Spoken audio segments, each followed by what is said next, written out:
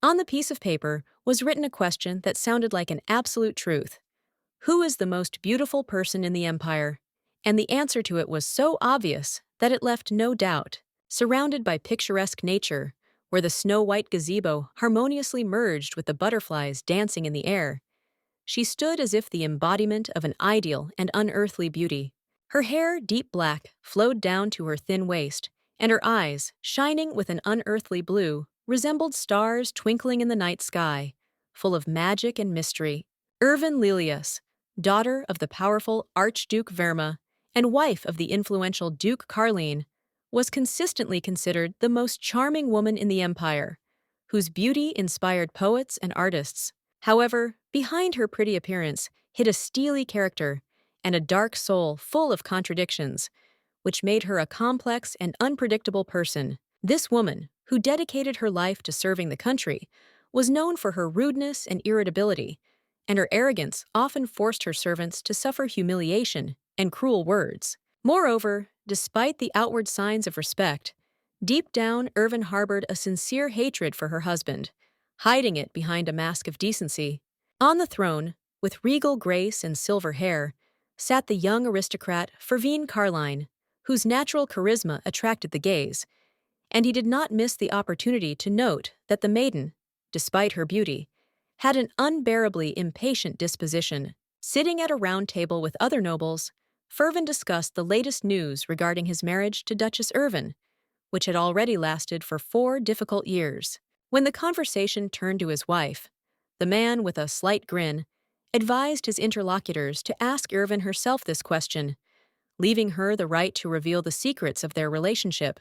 Clutching his head with barely noticeable irritation, Irvin admitted that recently his wife seemed to be deliberately avoiding him, which caused him bewilderment and hidden disappointment.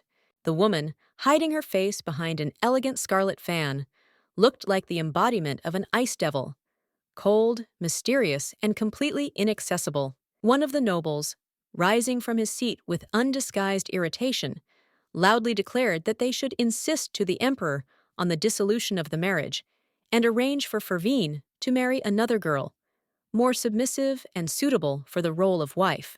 Irvin, slowly, resting his head on his fist, discreetly rejected this idea, noting that such a decision in the context of diplomacy could be seen as disrespectful and create trouble, and therefore he could only patiently wait out the remaining year of their marriage.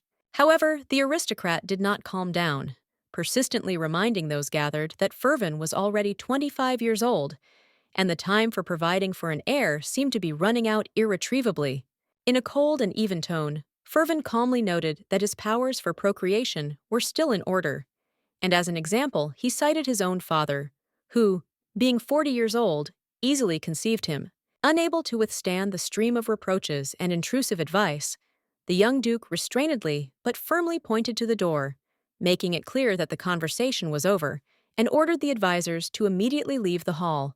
Insulted by his decision, the grown men, accustomed to their influence, were extremely upset and clearly unhappy with such a sharp turn of events, which crossed out their expectations. Opposite them, with graceful elegance and proud bearing, stood a charming woman with long, wavy hair, whose gaze radiated a hidden determination. It seemed that her presence here was connected with an attempt to once again obtain financial assistance. The gray-haired old man, carefully taking the elegant cup of tea in his hands, hesitantly raised his eyes to the Duchess and quietly asked for what purpose she had decided to gather them in this hall at such an unusual time. Her cold eyes, sparkling like precious stones in expensive earrings, looked around at those present with a stern gaze, instantly silencing any attempts to object. Hiding her scarlet lips behind an elegant fan, the woman loudly and confidently announced that from now on, she had decided to completely cancel all previous financial investments intended for the Verma Duchy. The men, stunned by such an unexpected statement, froze in place, their faces distorted with a mixture of surprise and bewilderment, and their gazes were riveted on the woman, who seemed to have suddenly changed. Her graceful hand, trembling slightly, pressed itself to her chest, and her lips parted, as if preparing to utter words that would no doubt echo throughout the empire.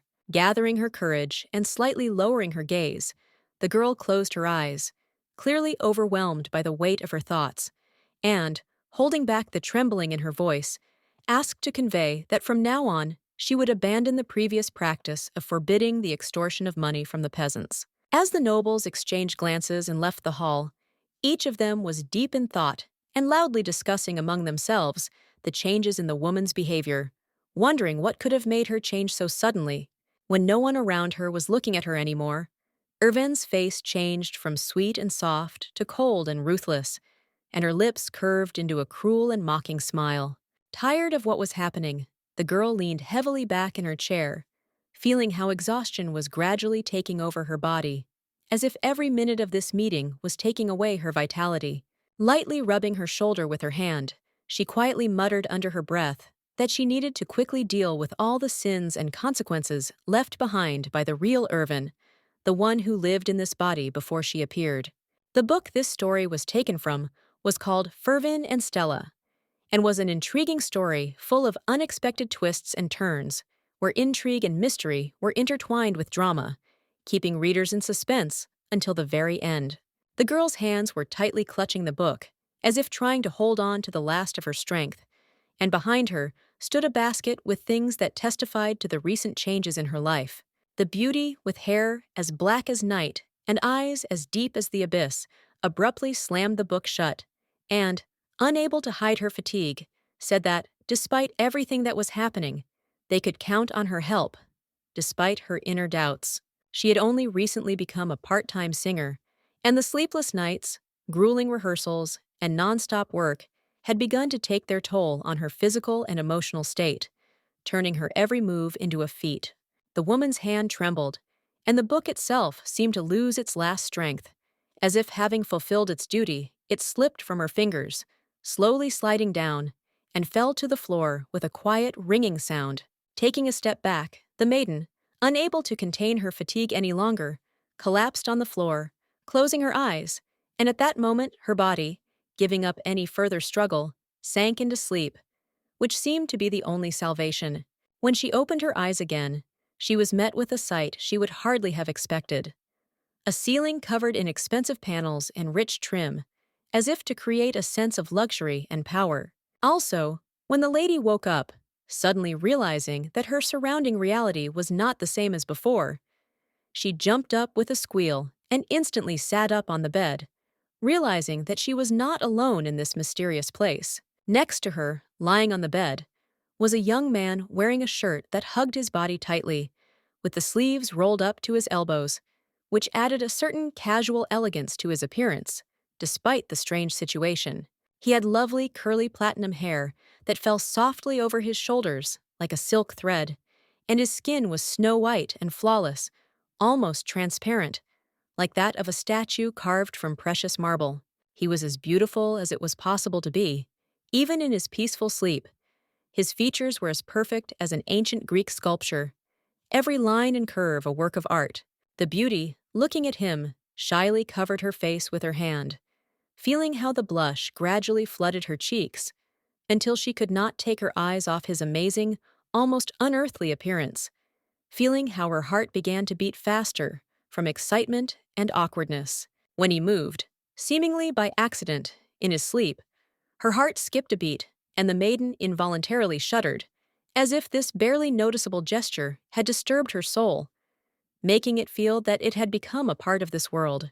Covering herself completely with the blanket, she tried to comprehend how she ended up in this luxurious mansion next to a stranger. Her thoughts were confused, and she could not understand what had happened. Suddenly, as if with lightning speed, the stranger's hand abruptly pulled the blanket off her, leaving her body naked in the cold air. The hand smoothly reached for her black, silky hair, involuntarily touching it, as if checking if she was dreaming. The guy, noticing her anxiety and bewilderment, gently but persistently asked the lady to wake up, gently stroking the lady's head, as if trying to bring her back to this world, to help her find support, warming her with his touch. The man, observing her confusion, slowly, tenderly, touched her lips with his, kissing the lady softly and carefully, hugging her face, as if wanting to make sure that she was here, that she was close, and that it was not just a figment of her imagination. When she opened her eyes, she was met with the surprised gaze of the man, who seemed to be equally stunned that his actions had caused this beautiful woman to regain consciousness despite everything that was happening. The man sitting next to the bed was a healer, and he loudly and confidently informed the maids standing nearby that everything was fine with the mistress, and now there was no need to worry since her health was restored. The servants, hearing the words of the healer, immediately bowed deeply before the mistress, who was sitting on the bed with obvious respect and reverence, as usually happens in such cases, demonstrating their devotion. The girl froze awkwardly, not immediately realizing that the servant was addressing her directly, because everything that was happening seemed so unusual and unexpected that she simply did not have time to understand what was happening. However, when she turned her head and saw her reflection in the mirror standing nearby, she froze, because in front of her was a woman with curly hair, which at the moment of sight seemed strangely familiar. Her feet, stepping hesitantly onto the soft carpet, felt its velvety texture, and the girl felt a cold shiver run through her body, causing her heart to beat a little faster with anxiety. The girl, not believing her eyes, reached out her hand to the mirror surface, as if hoping that it was just an optical illusion. But the mirror did not lie, and her reflection was completely different.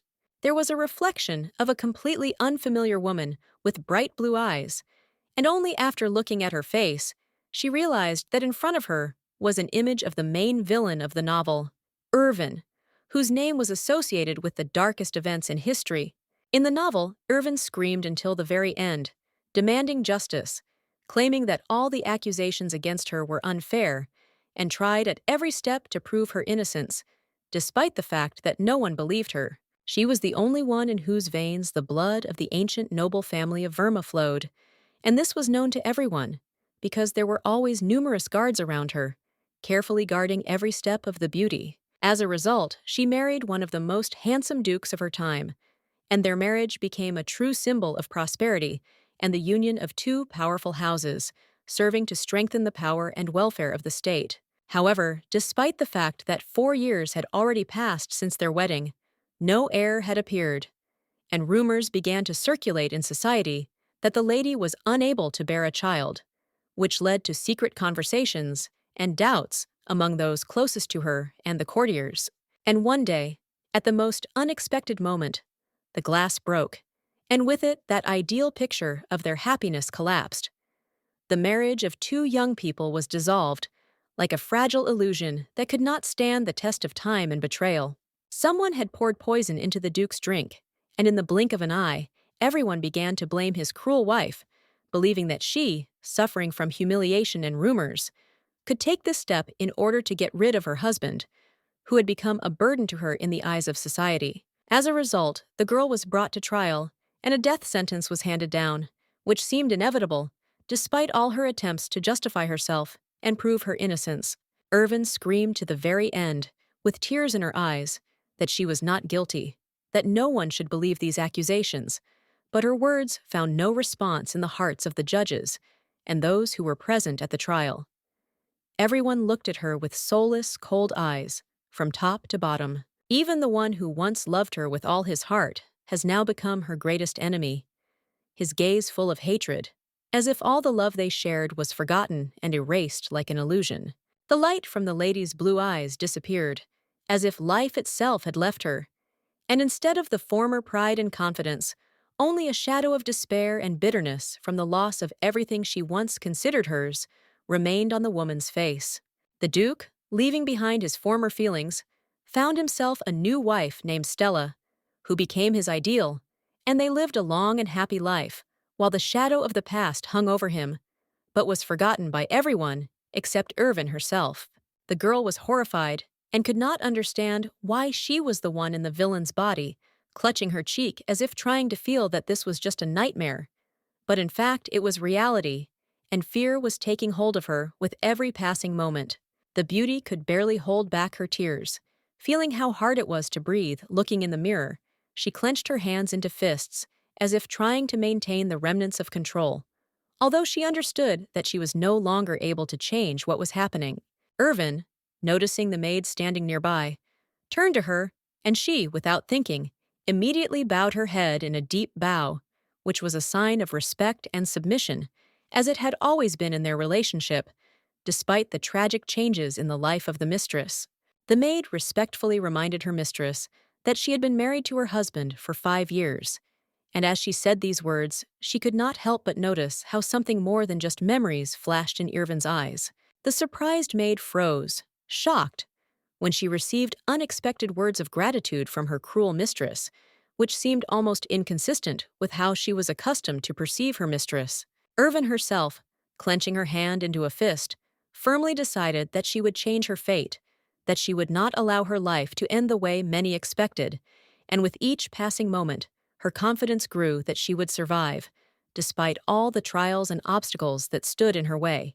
The first person whose opinion was truly important for changing her fate was her own husband, on whom not only her personal life depended in the future, but also many other events that could radically change her future. Suddenly, the door burst open with a bang, and the lady, taken by surprise, froze in place, seeing the guy who, without receiving an invitation, shamelessly invaded the chambers, thereby disturbing her peace and privacy. The man's footsteps were heavy and confident, each step he took on the wooden floor echoing in the room, and his presence immediately filled the atmosphere with tension and the inevitable feeling that something important was happening. The maids, seeing their master approaching, bowed deeply without hesitation, showing the respect and obedience that was always characteristic of them in his presence, no matter what happened. Irvin froze in front of his wife. Their eyes met, and for a moment time seemed to stand still, because in those eyes was reflected all the pain and tension that had accumulated over the years of their marriage, as well as unresolved issues. He bowed his head in respect, but his voice was cold when he asked about Irvin's well-being, as if it was just a formal question that didn't hide any concern or interest, just an aloofness that was hard to ignore. The girl instantly remembered how this same guy had previously slept on her bed, and the memories filled her with anxiety and anger. The thought of his presence in such an intimate place left an unpleasant aftertaste, as if something important had been forgotten. Without waiting for an answer, Irvin turned around and, taking a few steps back, headed towards the door, realizing that the lady was fine since she was able to stand on her own feet, and apparently she did not need his help or care. However, Irvin, unable to contain her emotions, screamed loudly, desperately protesting that this was not the case at all, and stretched out her hand in front of her, as if trying to stop Irvin or keep his attention on her, despite his aloofness. Her fingers gripped the sleeve of his shirt, her grip tight as if she was desperately trying to keep him from leaving, refusing to let go despite her best efforts to hide the pain and confusion that filled her soul. Irvin, a little surprised by her reaction, stopped, stood frozen in place, as if not knowing what to do next, and with a cold but not devoid of curiosity look, asked what exactly was wrong with her claim. It was her mental struggle.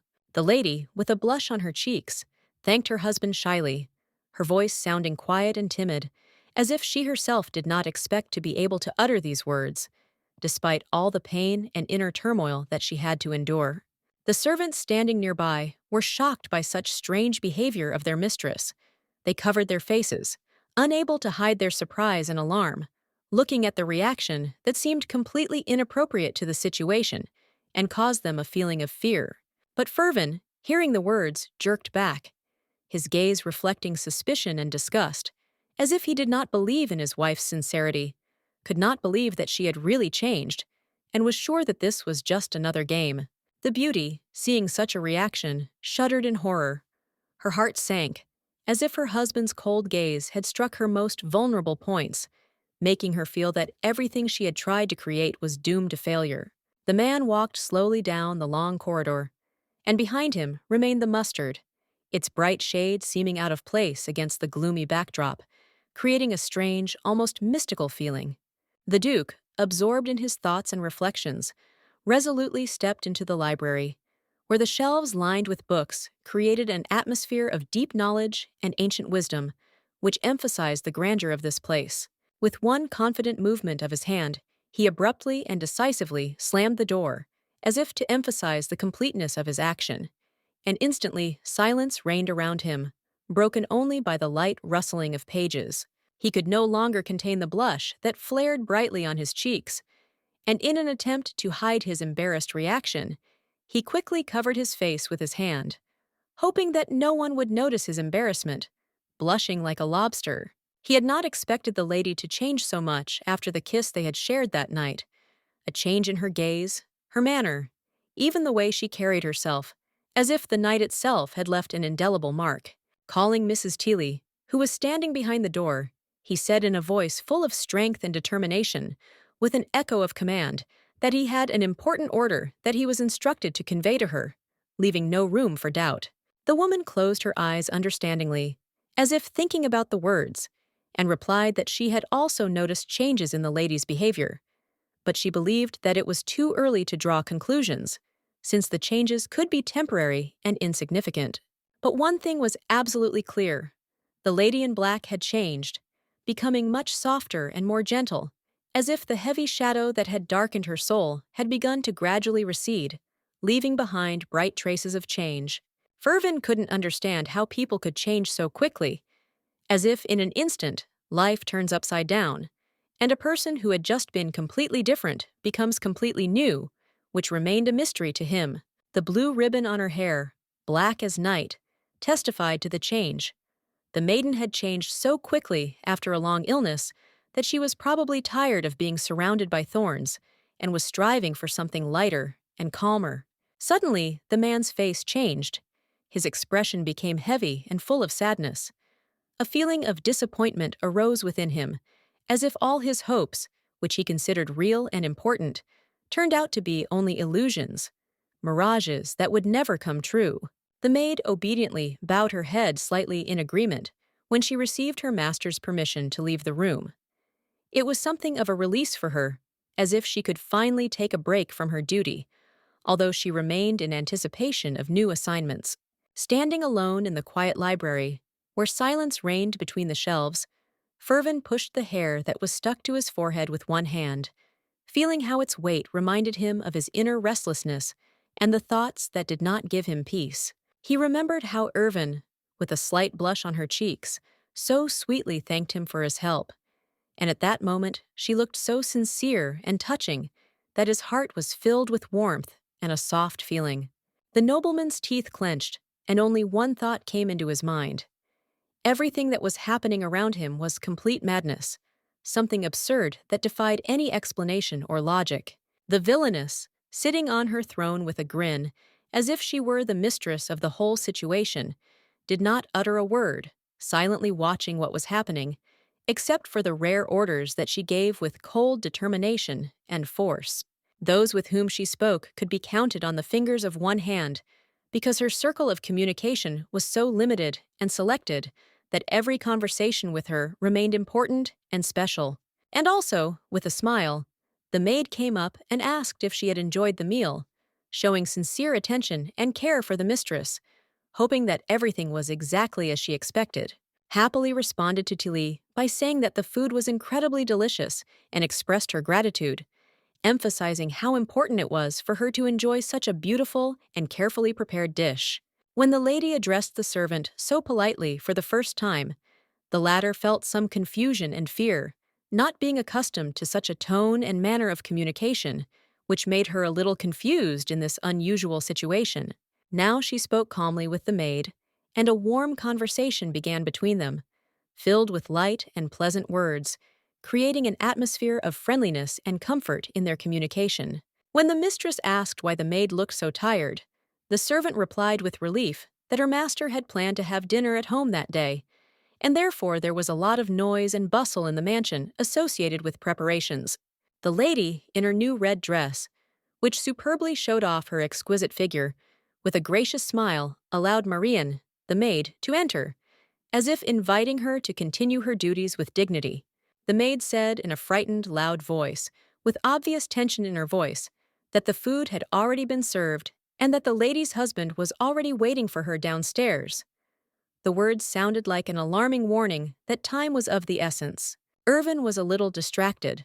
Her feminine thoughts were shattered. But despite this, she thanked her niece Teeley with gratitude. Her words sounded sincere, like an expression of warmth and appreciation. The maid was surprised that the young people, for the first time in a long time, decided to sit down at the table and eat, despite their obvious fatigue and worries. This was something unusual, because before they had refused to eat for a long time. The hand carefully carried the tray, and at that moment, the woman's fingers barely touched its edges, as if they were very sensitive and ready at any moment to be frightened or make the slightest movement. Dressed in a dress reminiscent of a delicate flower, the girl realized that perhaps now was the time to make a good impression on her husband, especially at the table, where every gesture and every word had a special meaning. Teely's niece would not hesitate to offer her mistress to help her choose and put on another, newer dress, not doubting that it would look perfect and emphasize her beauty. Noticing the maid trembling behind her, the lady looked at her with suspicion, unsure if she was afraid of her or if there was something else that made the incredible beauty nervous at such a moment. The maid shook her head in fear, shouting that she was not afraid at all, trying to convince her mistress of this, not wanting to cause her anger or displeasure. Without thinking twice, Teely's niece, realizing the seriousness of the situation, instantly fell to her knees, asking for forgiveness, deeply repenting that she could have unintentionally upset her mistress. The young lady, sensing the tension in the air, asked the hostess to tell her directly what exactly she was not happy with, rather than express it through hints, confident that only a frank conversation could resolve the problem. Covering her face with her hand, Irvin, sensing the tension in the air, decided to smoothly steer the conversation in another direction by suggesting that they should start with the makeup, which was truly carefully prepared and planned to look flawless. The maid's hand, which was carefully holding the brush, was visibly shaking, and it was clear that she was trying to concentrate, but nervousness and excitement could not go away, causing her gestures to become even more uncertain. Irvin, with a soft and reassuring smile, tried to console Marian, assuring her that she had absolutely no reason to worry about this, because everything that happened was completely insignificant and easily resolved. With a slight blush on her face, the maid was truly amazed, and at the same time glad that her mistress, despite all possible worries, showed such a calm and restrained reaction that it became noticeable to everyone around. Everyone began to notice how much the beauty, who had been married for 4 years, had changed. She seemed to have transformed so naturally and imperceptibly that her changes were almost unrecognizable, but clearly noticeable to everyone. When the girl, with slight excitement, opened her eyes to look at her new makeup, she shuddered in surprise. Red lips, scarlet cheeks, and an overly bright, sometimes vulgar image became a real shock for her. Grabbing her face with her hands, the girl in horror turned to Marian and asked what she had done to her face, which made the maid almost tremble with fear, not expecting such a turn of events and fearing the consequences of her actions. Realizing that this was another test from her cruel mistress, the girl quickly realized that her mistakes were not forgiven and, feeling panic, began to apologize, trying to justify her actions, but realizing that perhaps it would not help. In front of the mirror stood a bowl of water and a rag, ready to help when small imperfections needed to be corrected. All this created a feeling of order and calm, despite the growing excitement. Irvin wiped her makeup away in frustration, feeling her feelings and thoughts getting all mixed up at the moment. She couldn't help but notice that her appearance wasn't what she expected, and it was irritating her more and more. Turning her head towards the tray of flowers held by the maid, Irvin noticed how the delicate petals caught her attention. It was a moment when she allowed herself to be slightly distracted and appreciate how these flowers could complement her outfit. Reaching her hands towards the flower petals, the lady, touching their soft texture in surprise, thought that they would be a wonderful addition to decorate the outfit, giving the whole image a sophisticated finish and elegance. However, on this day, Irvin decided to decorate her hair not with bright roses, as usual, but with delicate and innocent lilies of the valley, which was an unexpected and very symbolic decision, emphasizing her new, more sophisticated image. Tilly's shocked niece couldn't take her eyes off her mistress, who suddenly changed her character, becoming more reserved and calm, which caused her anxiety and a feeling of uneasiness. Irvin sat at the table, his gaze empty and meaningless. He seemed not to notice anything around him, and only mechanically followed the surface of the table, absorbed in his thoughts, which clearly led him far from reality. His hand gripped the paper tightly, as if trying to contain the storm of emotions it had evoked.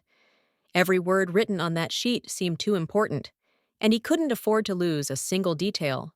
The boy loudly called his palace servant, whose name was Alfred, hoping that he would quickly come and carry out his instructions without wasting time to help solve the problem that had arisen, after which he persistently asked the servants why the food had not yet been brought, despite the fact that it was already late and his patience was running out, and the wait was dragging on longer and longer. Alfred, lowering his head, reminded them that they were awaiting the arrival of the Duke's lady wife, and perhaps this was delaying the serving of food, since every gesture and decision was now under close scrutiny. Irvin cried out loudly in displeasure, and could not believe that the lady would deign to come down and eat with him at all, for her behavior of late had been so distant that it seemed she had long ceased to be interested in his company. However, at that moment, as if in response to his words, Irvin appeared with a slight smile, all in red, with delicate lilies of the valley in her hair. She said tenderly that she simply wanted to eat with her husband, which sounded like a tender gesture, despite her usually reserved nature. The nobleman's mouth dropped open in surprise, and his eyes widened as if he couldn't believe what was happening. His expression was a mixture of surprise and admiration, as if he was seeing this side of his wife for the first time. Looking down, the noblewoman explained that all this time she had literally been choosing an outfit, carefully choosing each element to look perfect, but she could not decide what would be most appropriate for this moment. When asked where the makeup was, the lady, with a slight expression of irritation, stated that the makeup made the skin look older, and, in her opinion, it was completely inappropriate for the occasion, despite all its popularity among other ladies. After which, the noblewoman, with a playful expression on her face, asked whether her husband didn't like the new look, with a slight smile, as if checking his reaction and hoping for approval. Turning away, Irvin said with obvious bewilderment that the beauty's behavior seemed strange to him, as if she was deliberately trying to make him feel awkward, despite her impeccable appearance and calm. The thing was that the guy, feeling awkward, tried to hide the blush that suddenly appeared on his face, trying to keep his emotions under control so as not to reveal his inner embarrassment. Finally, the long-awaited moment arrived, and a delicious meal was served to the table. An incredible steak with melting butter and carefully selected spices, beautifully presented on a plate, beckoning with its aroma. Like a true aristocrat, Irvin took the knife in his hand with refined grace and began to carefully cut the dish, giving special importance to each movement, as if it were part of an exquisite ritual. However, noticing a strange look directed in his direction, the husband could not contain his curiosity and, closing his eyes in excitement, asked why she was behaving so unusually, as if she was hiding something important. The upset lady, with an uncertain expression on her face, stretched out the answer that she was just trying to improve her relationship with her husband, since their quarrels had become frequent, and she was looking for a way to bring peace back into their relationship. Not knowing how to act correctly, the man answered rudely that he had long ago learned by heart all the women's tricks, and now he was no longer going to fall for her deceptive smiles, which could no longer deceive him, despite her external attractiveness and gentleness. Jumping up from her seat, Irvin retorted sharply, claiming that she was merely trying to fulfill her marital duties, and nothing more, not wanting her actions to be construed as anything more than caring for her family. Covering his face in embarrassment, Irvin looked away, falling silent, which caused confusion in his wife, who, not understanding the reasons for his silence, began to worry even more and think about what could have happened. After a long silence, the man finally decided to explain that the maiden's duty, like his own, was not only to take care of the house, but also to conceive a child to ensure the future of her family and continue the lineage. A tense silence fell between the young couple in the spacious dining room, where many dishes were laid out on the table, and each of them did not know how to properly continue the conversation in which there were so many unexpressed emotions. The lady opened her mouth in surprise, not expecting to hear such a frank and sharp answer, which, like a bolt from the blue, plunged her into confusion, forcing her to think about the reasons for his persistence. In the novel, all the ladies admired the appearance of the emperor's younger brother, who had refined facial features and white hair, which gave him a mysterious and almost mystical appearance, causing admiration and respect. However, no one could resist a more handsome man, namely the Duke, whose attractiveness and refined posture captivated the hearts of many ladies, making them dream of intimacy with him. It is the maiden who gives birth to this nobleman's child who will be able to earn a place next to him forever, sharing his fate and privileges, becoming his equal and worthy companion in life. The guy looked at his wife attentively, waiting for her answer, hoping that she would find the strength to say what he had been waiting for so long and decide what to do in this difficult situation.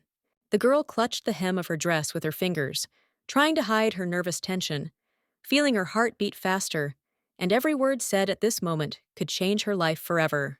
Without waiting for an answer, the Duke stood up from his seat, his man's face distorted with disappointment and bewilderment when he realized that his wife, for some reason, did not want to spend their wedding night with him, which seemed completely unnatural and offensive to him. As he passed the lady, the man, holding back his indignation, asked her to forget everything that had been said earlier, as if he was trying to erase the traces of his disappointment and unpleasant words that could darken their future.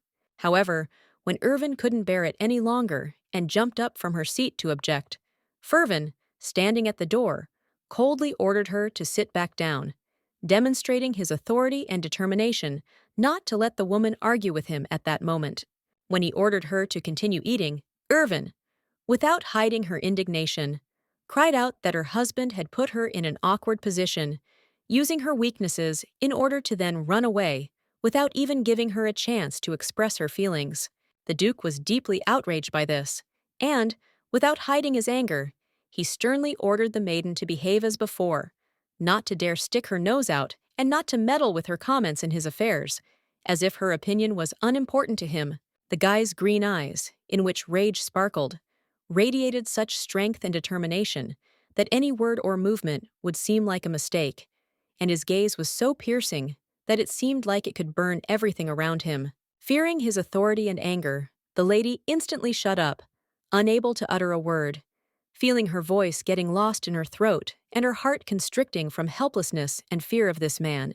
Before leaving, Irvin, without turning around, ordered his wife not to catch his eye again, as if her presence was a heavy burden for him, and he did not even want to meet her gaze. The chicken on the table remained untouched, and the other dishes, although exquisitely prepared, did not find their taste that evening, remaining forgotten and cold, like the entire atmosphere around. Irvin, left alone in the large room, sat at the table, surrounded by emptiness, and, finding no comfort in her surroundings, struggled to cope with her loneliness, slowly eating her food, as if every bite was a painful reminder of what she had experienced. As the lady ate her fried chicken leg, she couldn't understand what the former Irvin had done that made the Duke hate her so much, as if their entire journey together had had no meaning and her efforts had left no trace. Suddenly, another person appeared behind her, which startled the lady, causing her heart to skip a few beats. The unexpected visit was so unexpected that she could not immediately pull herself together, but someone quietly told her not to worry so much. It was Madame Tilly, who seemed to be untroubled by anything, looking at her mistress with a kind and welcoming smile, as if her appearance was supposed to dispel all worries and restore a sense of calm to this tense moment. Sadly hanging her head, the girl told the maid everything about her cold husband, about how her heart was filled with pain from his indifference, and how hard it was for her to understand that he no longer saw in her the woman he had loved before. The older woman, after listening carefully, explained that her husband needed time to understand that his wife had changed, and to realize that dreams and expectations were finally beginning to come true, even if it seemed too incredible to him. The thing was that the man, who lived by strict principles and constantly expected changes, was too tired from long years of waiting, and now, faced with this new reality, it was difficult for him to believe that dreams had finally become reality.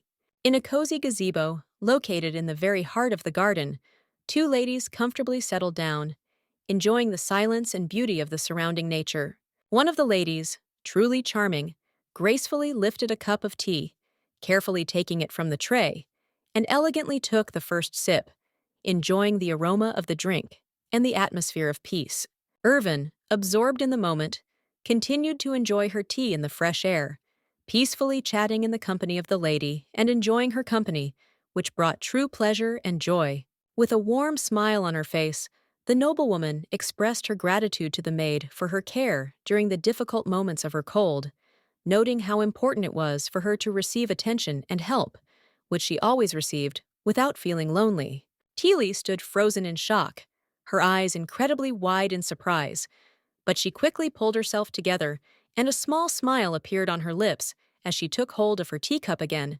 The maid, sensing the change in mood, smiled reservedly, and her hands confidently held the cup of tea, as if nothing had happened, and she continued to carefully serve her mistress, not paying attention to her emotions. The ladies were discussing the upcoming event, a reception at the emperor's younger brother's, which was to take place at his residence. It was there that a great festival was planned, which promised to be grand and significant for the entire court. The tea she held in her hands was incredibly aromatic, its scent filling the room and evoking feelings of comfort and calm, like a soft, warm wind caressing the skin on a cold winter evening. The lady, enjoying this hot drink, listened attentively to the story of how she had previously refused to participate in an important cultural event, as a result of which her place at the ball was taken by the famous Marquise Celestine, who accepted her invitation. Such a cultural festival usually attracted only the most high-flown aristocrats to spend time in refined conversations and enjoy the arts, demonstrating their status in society through participation in such a significant event. However, despite the appearance of cultural communication, behind this mask of noble manners and high-flown conversations, there was hidden a cruel and no less serious competition between the nobles. They all sought to demonstrate their wealth. All the ladies, dressed in luxurious outfits, decorated with precious stones and rare fabrics, not only expressed their impeccable taste, but also thus emphasized their high social status, indicating how important external attributes are for them in society. Irvin, raising her hand to her chest with exquisite grace, asked the maid with slight excitement whether she could, despite all the warnings, join the cultural festival, since her soul was drawn to this event full of music and art. With a smile that seemed to melt the ice, the beauty proudly declared that she had long dreamed of performing one special song, and for this she simply had to hire the best orchestra so that everything would go perfectly. When Teely suggested that she also involve a choir, the girl gently but firmly refused, confidently saying that her voice alone was quite capable of conveying the full depth and power of the piece, and she did not need the help of other singers. To finally dispel Teely's doubts, the beauty straightened her chest and, opening her mouth, began to sing. Her voice, pure and gentle, easily wrapped itself around the space, filling the room with such beauty that everyone present was literally enchanted. The mansion she was in was majestic and expensive. It stood as a symbol of wealth and taste, inspiring respect in all who dared to visit it, and reminding of its owner, a man of impeccable status. The servants, who were so busy with their daily duties, stopped their steps in surprise, as if unable to ignore this beautiful singing coming from afar, and for a moment forgot their worries, delighted by the exciting sounds. The maids, slowing their steps, stopped at the window, pointing with their fingers towards the gazebo from which the enchanting voice was coming, and their gaze was involuntarily riveted to this place, as if they themselves could not help but be imbued with the magic of the moment. In a garden surrounded by greenery and flowers, a beautiful lady, standing in the shade of the trees, gracefully extended her hand forward, as if inviting everyone to listen, and her voice, filling the space, seemed so pure and magical that the hearts carried away by it involuntarily stopped. Teely, standing next to him, pressed her hands to her face, her eyes wide with surprise and delight. She could not believe her ears, because she had never heard such a powerful and beautiful performance before, which seemed to penetrate into the very soul. The woman, shocked by the amazing and undeservedly hidden talent that her mistress had concealed, stood in amazement, unable to believe that this singing had come from her, and this discovery seemed to turn her idea of her mistress upside down. Irvin was genuinely pleased that her singing was finally appreciated, and this brought her not only inner satisfaction, but also confidence that her talent was recognized, even in this world where so often only the external is valued. Teely's niece, with genuine curiosity and joy, asked her hostess if it was true that she was going to take part in the upcoming cultural evening, anticipating this event and hoping to see her aunt in the center of attention. The girl, slightly embarrassed, answered the maid that in fact she had not changed her character as much as it might seem at first glance, despite all the changes that had occurred in her life and on her path to self-development. The beauty sat on the stairs, lost in thoughts about her husband, his attitude towards her, and his opinion of her actions, and her gaze kept stopping at the door, as if expecting some sign or arrival. She looked at the door, wondering when her lover would finally come, and in her soul an unquenchable expectation was growing, which filled her, making her heart beat faster in anticipation of his return.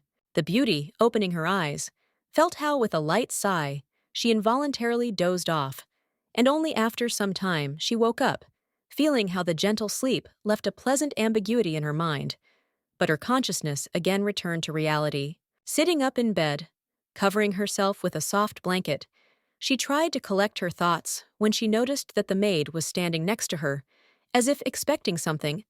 Her gaze was full of concern, and there was something alarming in this silence. Teely, with a slight nod, greeted her mistress, then, with genuine concern, expressed her concern for her mistress's health, making sure that she was okay. But her eyes betrayed her concern, for she was well aware that Irvin was still feeling weak. With sadness in her eyes, the girl quietly asked, turning her gaze to her mistress, did her husband really hate Irvin? Because she had heard so much about it. But she herself could not find an explanation for these strange and sometimes painful feelings that he showed. With doubt and a slight feeling of pain, she continued to speak, as if she were looking for confirmation of her experiences, because the thought that her lover could feel such deep hatred for Irvin did not give her peace and sometimes tormented her soul. A smile appeared on the maid's face as she suddenly realized that despite all the differences and difficulties, she was an important part of this world. After all, how could a husband carry his wife to bed if he did not love her sincerely and deeply? Irvin was truly shocked by this answer. She did not expect at all that it would be Fervin, who always seemed so strict and cold to her, who would be the one to take her in his arms and carry her to bed with such care and tenderness. The guy could not remain indifferent to his lady, because his heart was full of care for her. He carefully picked her up in his arms and, not wanting to cause her the slightest discomfort, carried her to the bedroom, confident that this was his duty and his desire. Pressing the torn blanket to her body, the girl could not understand why the man who treated her so caringly and tenderly behind closed doors sometimes said such rude and cold words to her face. Unlike his actions, night, like a dark blanket, quietly descended upon the earth, and outside the window, in the mysterious light of dim street lamps, the doors looked like those in an old fairy tale, ready to welcome guests on their festive threshold. Stacks of books lay on the old wooden table, their pages carelessly turned over, and the smell of ancient tomes filled the air, as if inviting one to immerse oneself in a world of forgotten stories and deep thoughts. Two men sat at this table. Both of them seemed absorbed in their thoughts, but there was a weariness in their eyes, as if they could not find a way to harmony in this protracted evening. One of the men's fingers tapped irritably on the tabletop, creating a monotonous sound that echoed throughout the room, and his gaze was directed somewhere into the distance, where, apparently, the reason for this boredom and impatience was hidden. The Duke sat at his desk, writing intently, his pen gliding across the paper, leaving behind subtle traces, as if each stroke were part of a long and important process in which he was completely immersed. Opposite him, surrounded by the soft light of candles, sat the emperor himself, the handsome Caesar Pladine, who looked at his friend with a benevolent smile and, with genuine interest, asked about his wife and her strange behavior, as if trying to solve a riddle. The Duke's face showed no emotion. His gaze remained motionless, and the silence only increased the tension in the air, for his reactions were a mystery to all who tried to read his inner world. Irvin, wary of jumping to conclusions, could not help but notice how often the maids, in whispers and with curiosity, discussed his wife behind his back, as if every remark they made was part of some hidden performance in which he did not know his role. The emperor, noticing Irvin's silence, again turned to his friend and asked him if he had noticed how much Irvin had changed since her illness. He said that her behavior had become truly strange and uncharacteristic. Caesar, with a slight smile that barely concealed his curiosity, turned again to Irvin, jokingly asking if it was not worthwhile to now call his beautiful wife "sweet lady" and not "evil bitch," as he had done before, when her character left much to be desired. A gold ring glittered on Irvin's finger, symbolizing his vow of fidelity and devotion in marriage. This small but meaningful accessory was a reminder of the important commitment he had made despite everything that was happening in their lives. Irvin was lost in thought about how his wife, Irvin, had really changed. He noticed that her demeanor had become more closed, her gaze more distant, and her words less likely to sound with that old fire. Irvin began to smile more often, and her behavior changed noticeably. She became calm and peaceful, as if regaining the inner harmony that she had previously lacked. The man was deeply moved when he saw his wife sitting on the steps, peacefully falling asleep while waiting for his return.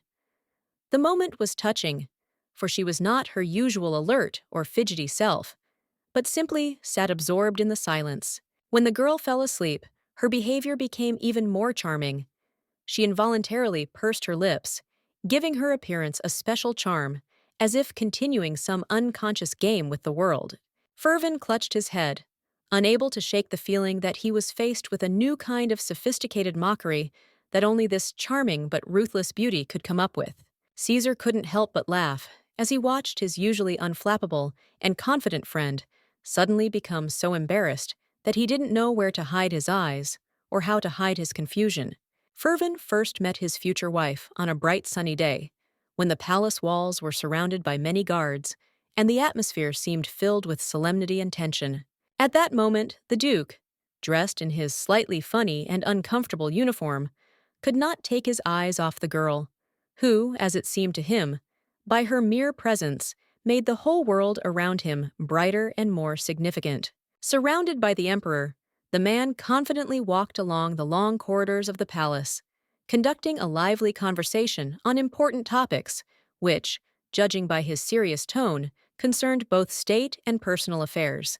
Caesar, just one step ahead, with a slight smile on his face, spoke of his decision to come to the upcoming festival accompanied by the empress, which caused him to become noticeably excited. Irvin could hardly hide his displeasure and confusion, since the news that his wife was also going to attend the event did not please him at all, because he knew very well how rude and unrestrained she could be in society. Caesar stopped his indignant friend, gently but firmly reminding him that Irvin was obliged to appear at the celebration, since her presence was not only important, but also an expected event in the eyes of all the courtiers. The nobleman, in a state of complete shock, froze in place upon hearing the news that Irvin, whose behavior had often caused bewilderment, was going to perform with the orchestra, which seemed completely unexpected to everyone present. The graceful, handsome man bowed his head in a show of respect before the ruler, who noted with a slight smile that it seemed that even random strangers knew more about the intentions of the nobleman's wife than he did. However, from Irvin, known for her cruel nature, whose face was hidden behind an exquisite fan, one could expect the most unexpected actions, because she always knew how to amaze those around her with her unpredictability. The emperor, in an attempt to support his friend, put his arm around his shoulder in a friendly manner, demonstrating his sincere willingness to share and ease the Duke's concerns in such an ambiguous situation. Caesar, trying to encourage his friend, advised the Duke to perceive such changes in his wife's character as an opportunity for her growth and transformation, and to hope that over time everything would get better. After a short pause, Caesar, with a slight smile, remarked that it would be wonderful if their union produced offspring, since a child possessing the blood of two great families would become a symbol of their unification.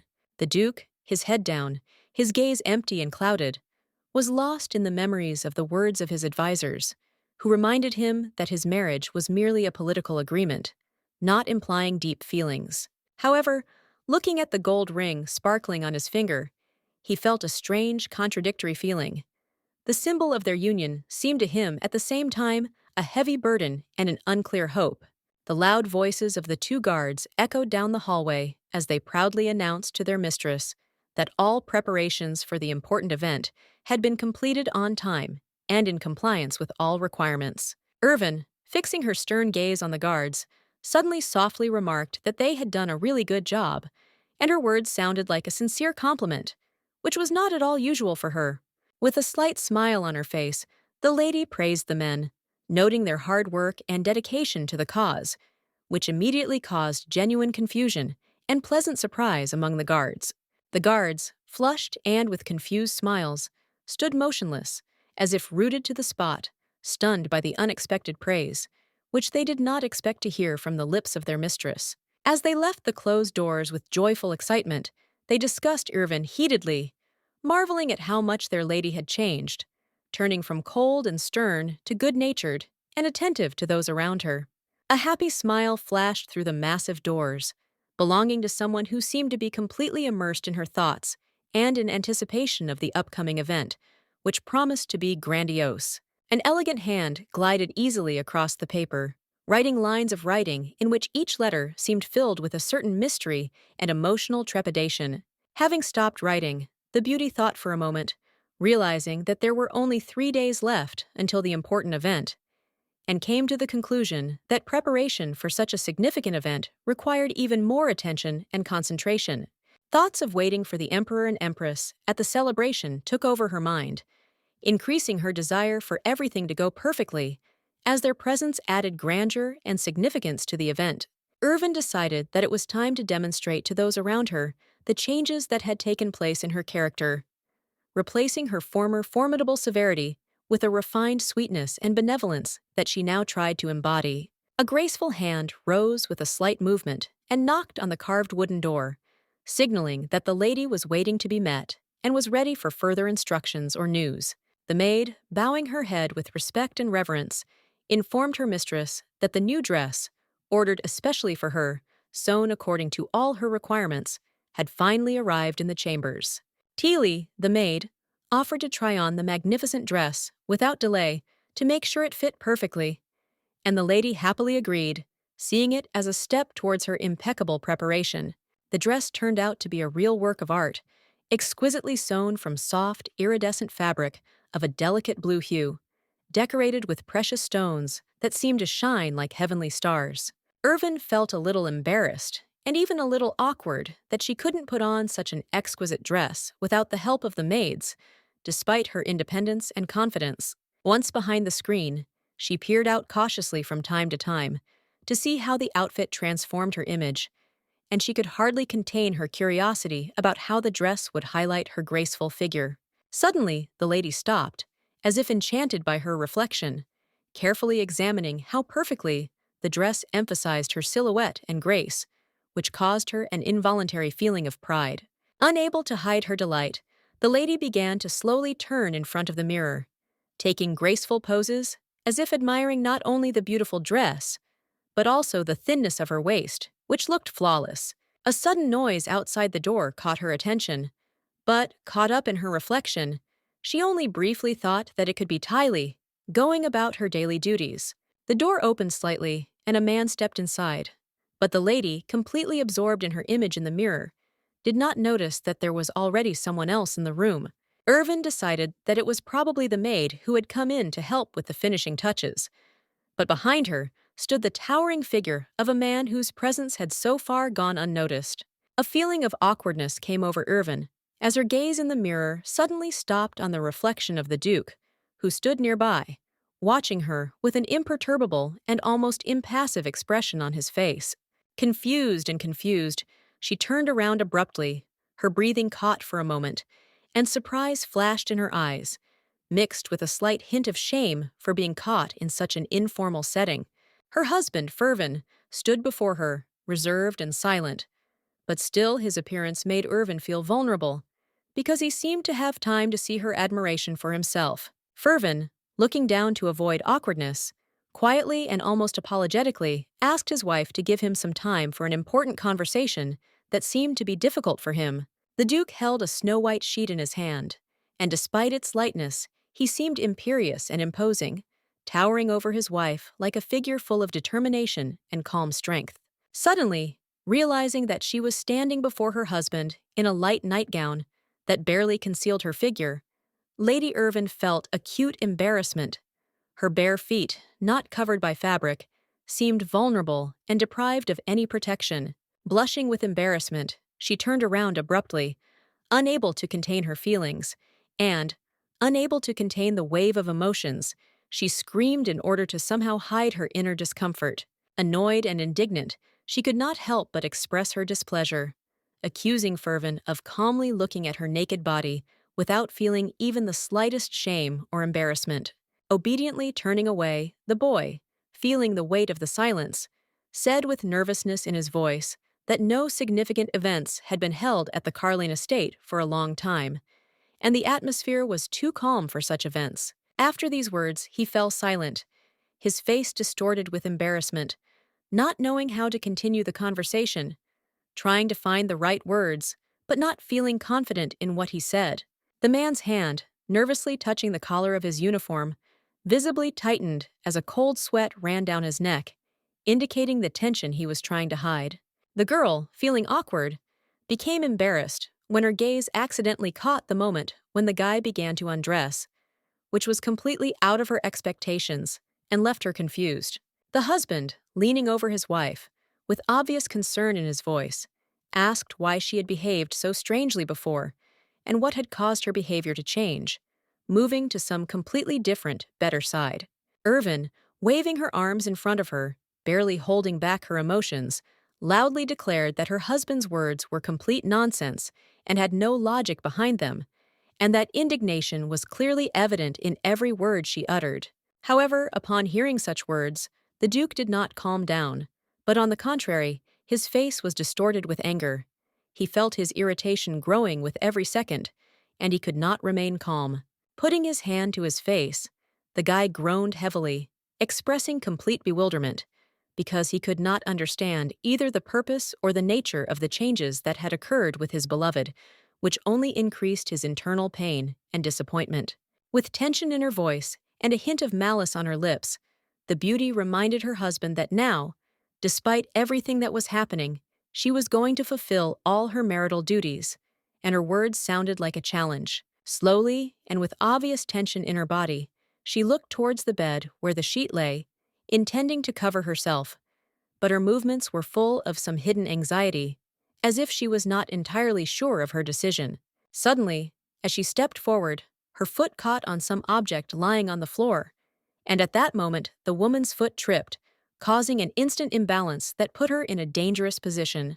The Duke, noticing his wife beginning to lose her balance and fall, reacted instantly, reaching out his hand towards her to catch her and prevent the noblewoman from falling onto the hard surface of the floor, causing his face to distort with alarm.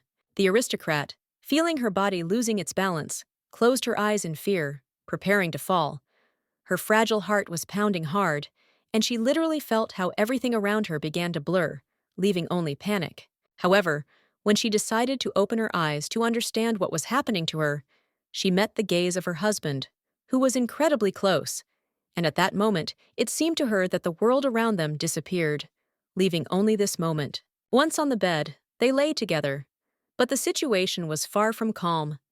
The aristocrat found herself on a soft blanket, while her husband, who had unexpectedly appeared on top of her, lay above her, as if protecting her. Frowning and clearly indignant, the lady began to loudly object, pointing out the Duke's strange preferences, who, in her opinion, did not like her without makeup, considering her less attractive, and also reproached her for not fulfilling her marital duty properly. Suddenly, with unexpected determination, the guy grabbed her hand, which was waving it in the air in anger, trying to express its indignation, and at that moment, the tension in the room became literally palpable. Irvin found herself pinned to the bed by her own husband, and despite her feminine resistance, she felt the man's body collapsing on her, taking complete control of the situation. Disheveled and finally realizing the depth of their differences, the Duke regretfully admitted that if he continued to behave as before, the lady would begin to avoid him even more, and this would be absolutely natural. The boy had a strange expression on his face, completely at odds with what one would expect from a man who claimed to hate his wife, but his eyes betrayed more than just cold contempt. Irvin, trying to justify herself somehow, said loudly that in fact she just wanted to improve her relationship with her husband, sincerely hoping that her words could somehow change the atmosphere between them. Her gaze, unconsciously sliding over the nobleman's collarbones, lingered on his strong, muscular body, which seemed completely timeless. But at some point, this realization made her feel uncomfortable. Turning away shyly, she hurried to remove her eyes, unable to continue looking at the man who was so attractive, but at the same time seemed too distant and unattainable for her. Suddenly, the guy began to approach the lady, slowly, lowering his head, as if trying to hide his intentions. But his movements were full of some kind of tense confidence that left no room for doubt. Fervin was so close to Irvin that their faces were almost touching, and his breath was felt on her neck, which made her heart beat faster, as if there was an invisible spark between them, ready to flare up at any moment. With his lips barely touching her skin, he almost pressed himself against her, as if wanting to give her the long-awaited caress, and his touches, despite their tenderness, were permeated with some hidden passion that was difficult not to feel. The man's hand held the woman's tightly, not allowing her to break free, and at that moment, Irvin felt not only the strength of his grip, but also something more, the confidence with which he led her, as if trying to keep her in his world. Grabbing the guy's collar with her fingers, the girl shyly but firmly asked him to stop. Her voice itself was soft, but there was a firmness in it that she could barely hide, trying to regain control of the situation. With effort but determination, she pushed him away from her, ordering him to restore his own decency, and the words were like an order that she could not allow herself not to pronounce, despite everything that was happening between them. The girl's face was truly charming. The woman's eyes were full of fear and anger, but at the moment when the fragile fingers slid over his clothes, the man's fingers could not stand it and barely touched his lips, which left both confused. The faces of the young couple were incredibly close, their breaths mingled, and despite all the contradictions and misunderstandings, an invisible connection arose between them that was difficult to ignore.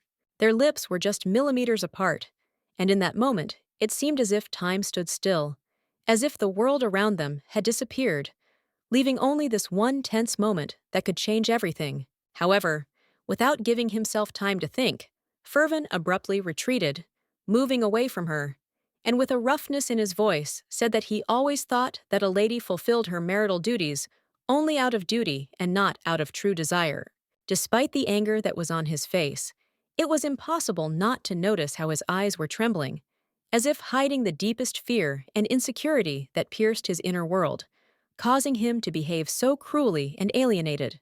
The Duke, despite all the tension of the situation, resolutely refused to get up from the girl until they had a frank conversation, and he had heard the truth from her, because in his eyes at that moment there was too much that was unsaid.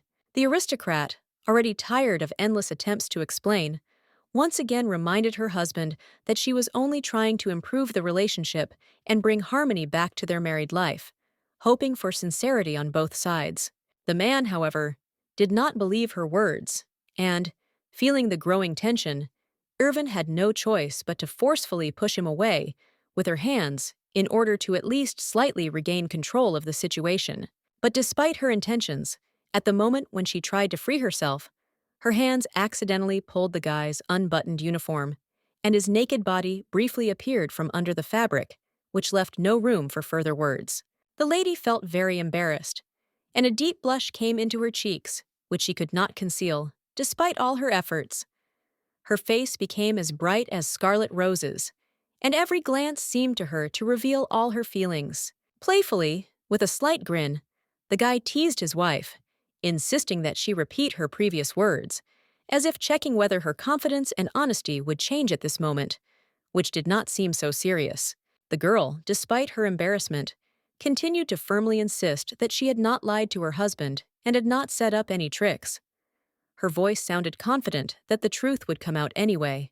The Duke couldn't help but grin and laugh, making fun of how easily and carefree she spoke about everything, as if each of her answers was a simple game that had no serious consequences. Coldly, and without the slightest embarrassment, Irvin stated that the beauty had previously deceived him, committing a terrible act. She got rid of the child who could have become part of his family, and now he could not help but feel betrayed. The lady, unable to believe her ears, had difficulty comprehending what had just been said to her. Asking about the past, she tried to find at least some truth, but it seemed to her that Irvin could not have concealed such a grave crime. The nobleman, still sitting on top of the lady, said bitterly and irritably that it was impossible to change so quickly in such a short period of time. He desperately did not believe a single word of his wife, despite her words and confidence. He screamed in rage, unable to contain himself any longer, asking if she really thought that after all these years of lies, he could forgive her so easily, forgetting all her betrayals and infidelities. His words were filled with despair. The noblewoman, in turn, tried to deny his accusations, claiming that she had never tried to manipulate him or strengthen her power at his expense. She tried to explain that her actions had no hidden intentions, although everything seemed to be destroyed inside. But suddenly, under the weight of his words and accusations, the lady could not hold back, and, unable to hold back her tears, she began to cry, her face distorted with pain and regret. And at that moment, she realized how much her relationship with him was lost. She suddenly remembered her past life, when, full of dreams, she tried to become a singer, but all her hopes collapsed, and death came unexpectedly, cutting off her dreams and destroying everything she had strived for. However, Irvin could not understand why. Having been reborn in this new world, she became the main villain, and not the sweet heroine, as she always dreamed, struggling with her own doubts and internal conflict that did not give her peace. The Duke jumped up suddenly, unable to bear the tension, and instantly stood up from his wife when he noticed her tears, his face distorted with incomprehension, and he stepped aside to at least hide a little from this pain that overwhelmed him. The girl, feeling that the actions only aggravated the suffering, could not stand it, and with anger in her voice, shouted at her husband, not understanding how he could react like that. An attempt to explain only made him even more vulnerable, and he stuttered. Suddenly, a snow-white handkerchief appeared in front of the noblewoman's face as a sign of his apology. But at that moment, everything seemed too late, and he only reminded her of how everything could have been different if they had both acted differently. Turning away, Irvin, noticing how his wife continued to hold back her tears, asked her to wipe her face in a restrained manner, without unnecessary emotion, because, in his opinion, tears would not help resolve the situation, but would only aggravate her pain. While the lady, confused and lost in her emotions, wiped her wet face, the man tried to calm her down, trying to convey to her the idea that crying won't help matters, and that she needs to think about a way out of the situation rationally. But despite his cold and cruel words, Irvin couldn't help but cry even harder, feeling the pain of his accusations penetrate her soul, undermining everything she considered important in their relationship. The man's fingers squeezing her hand were in some way an attempt to support her, but they only added heaviness to her heart, making her feel like she was losing more and more connection with what had once been important to her in this union. Irvin, holding back her rage and despair, asked rudely what exactly he was going to do, not believing her ears from such treatment, and not understanding whether he was experiencing some kind of sadistic pleasure over her, or whether this was simply his cruel truth. The Duke's fingers slowly rose upward, as if he was trying to take the blame for what was happening, trying to gain control in this difficult moment that was tormenting them both. But, to Irvin's surprise, he suddenly began to gently, almost tenderly, wipe the moisture from her cheeks, acting so carefully, as if he wanted to atone for his cruelty, trying to make amends for his guilt before her, despite her despair. After this, he stood up awkwardly. His movements became abrupt, his face flushed with awkwardness, and he turned his back to his wife, as if trying to hide from her gaze, hiding his own feelings that he did not know how to express. Frowning and feeling the tension between them growing, he, still not understanding what was going on, made a firm decision and asked her to explain if there really was some misunderstanding between them. Irvin, sitting in front of him, couldn't help but stare blankly, as if she hadn't heard his words.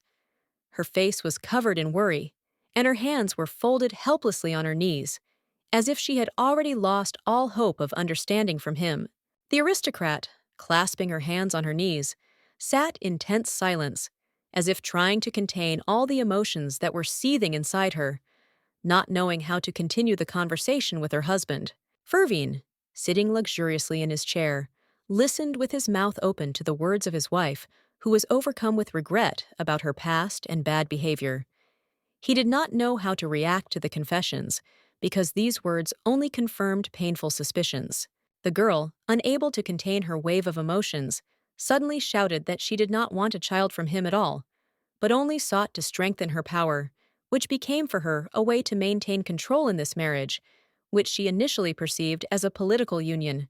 Wiping away tears, the beauty bowed her head and quietly said that over the next year she would behave with dignity and try to do everything to regain his trust.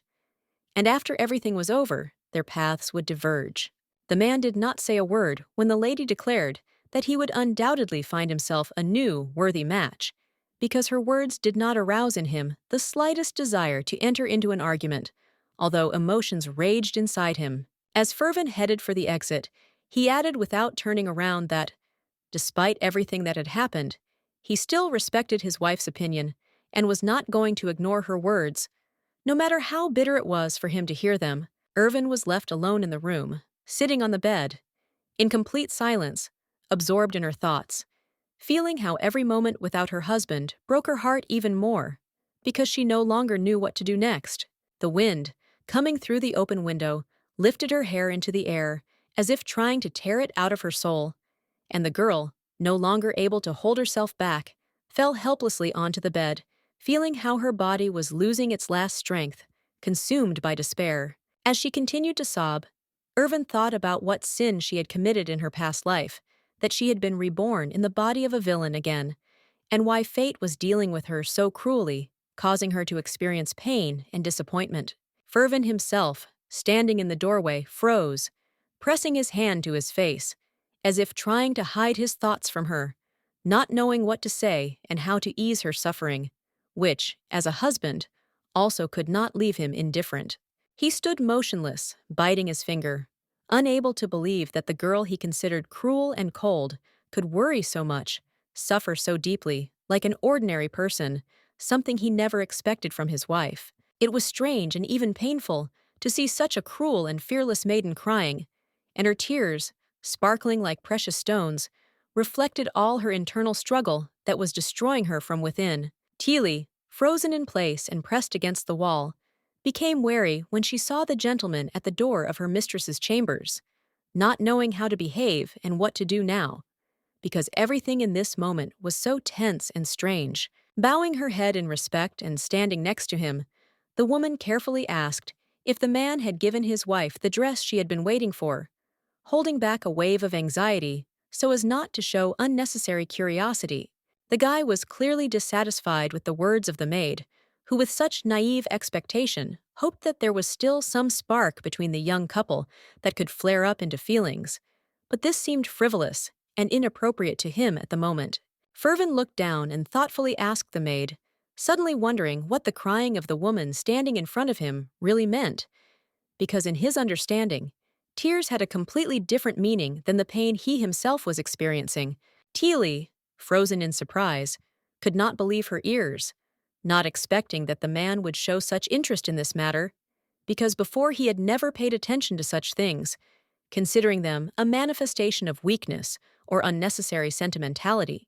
After a short pause, trying not to show her anxiety, she nevertheless tried to explain that people, as a rule, begin to cry when they feel sad, when they are overwhelmed with emotions, and that this is a natural reaction to internal pain and despair.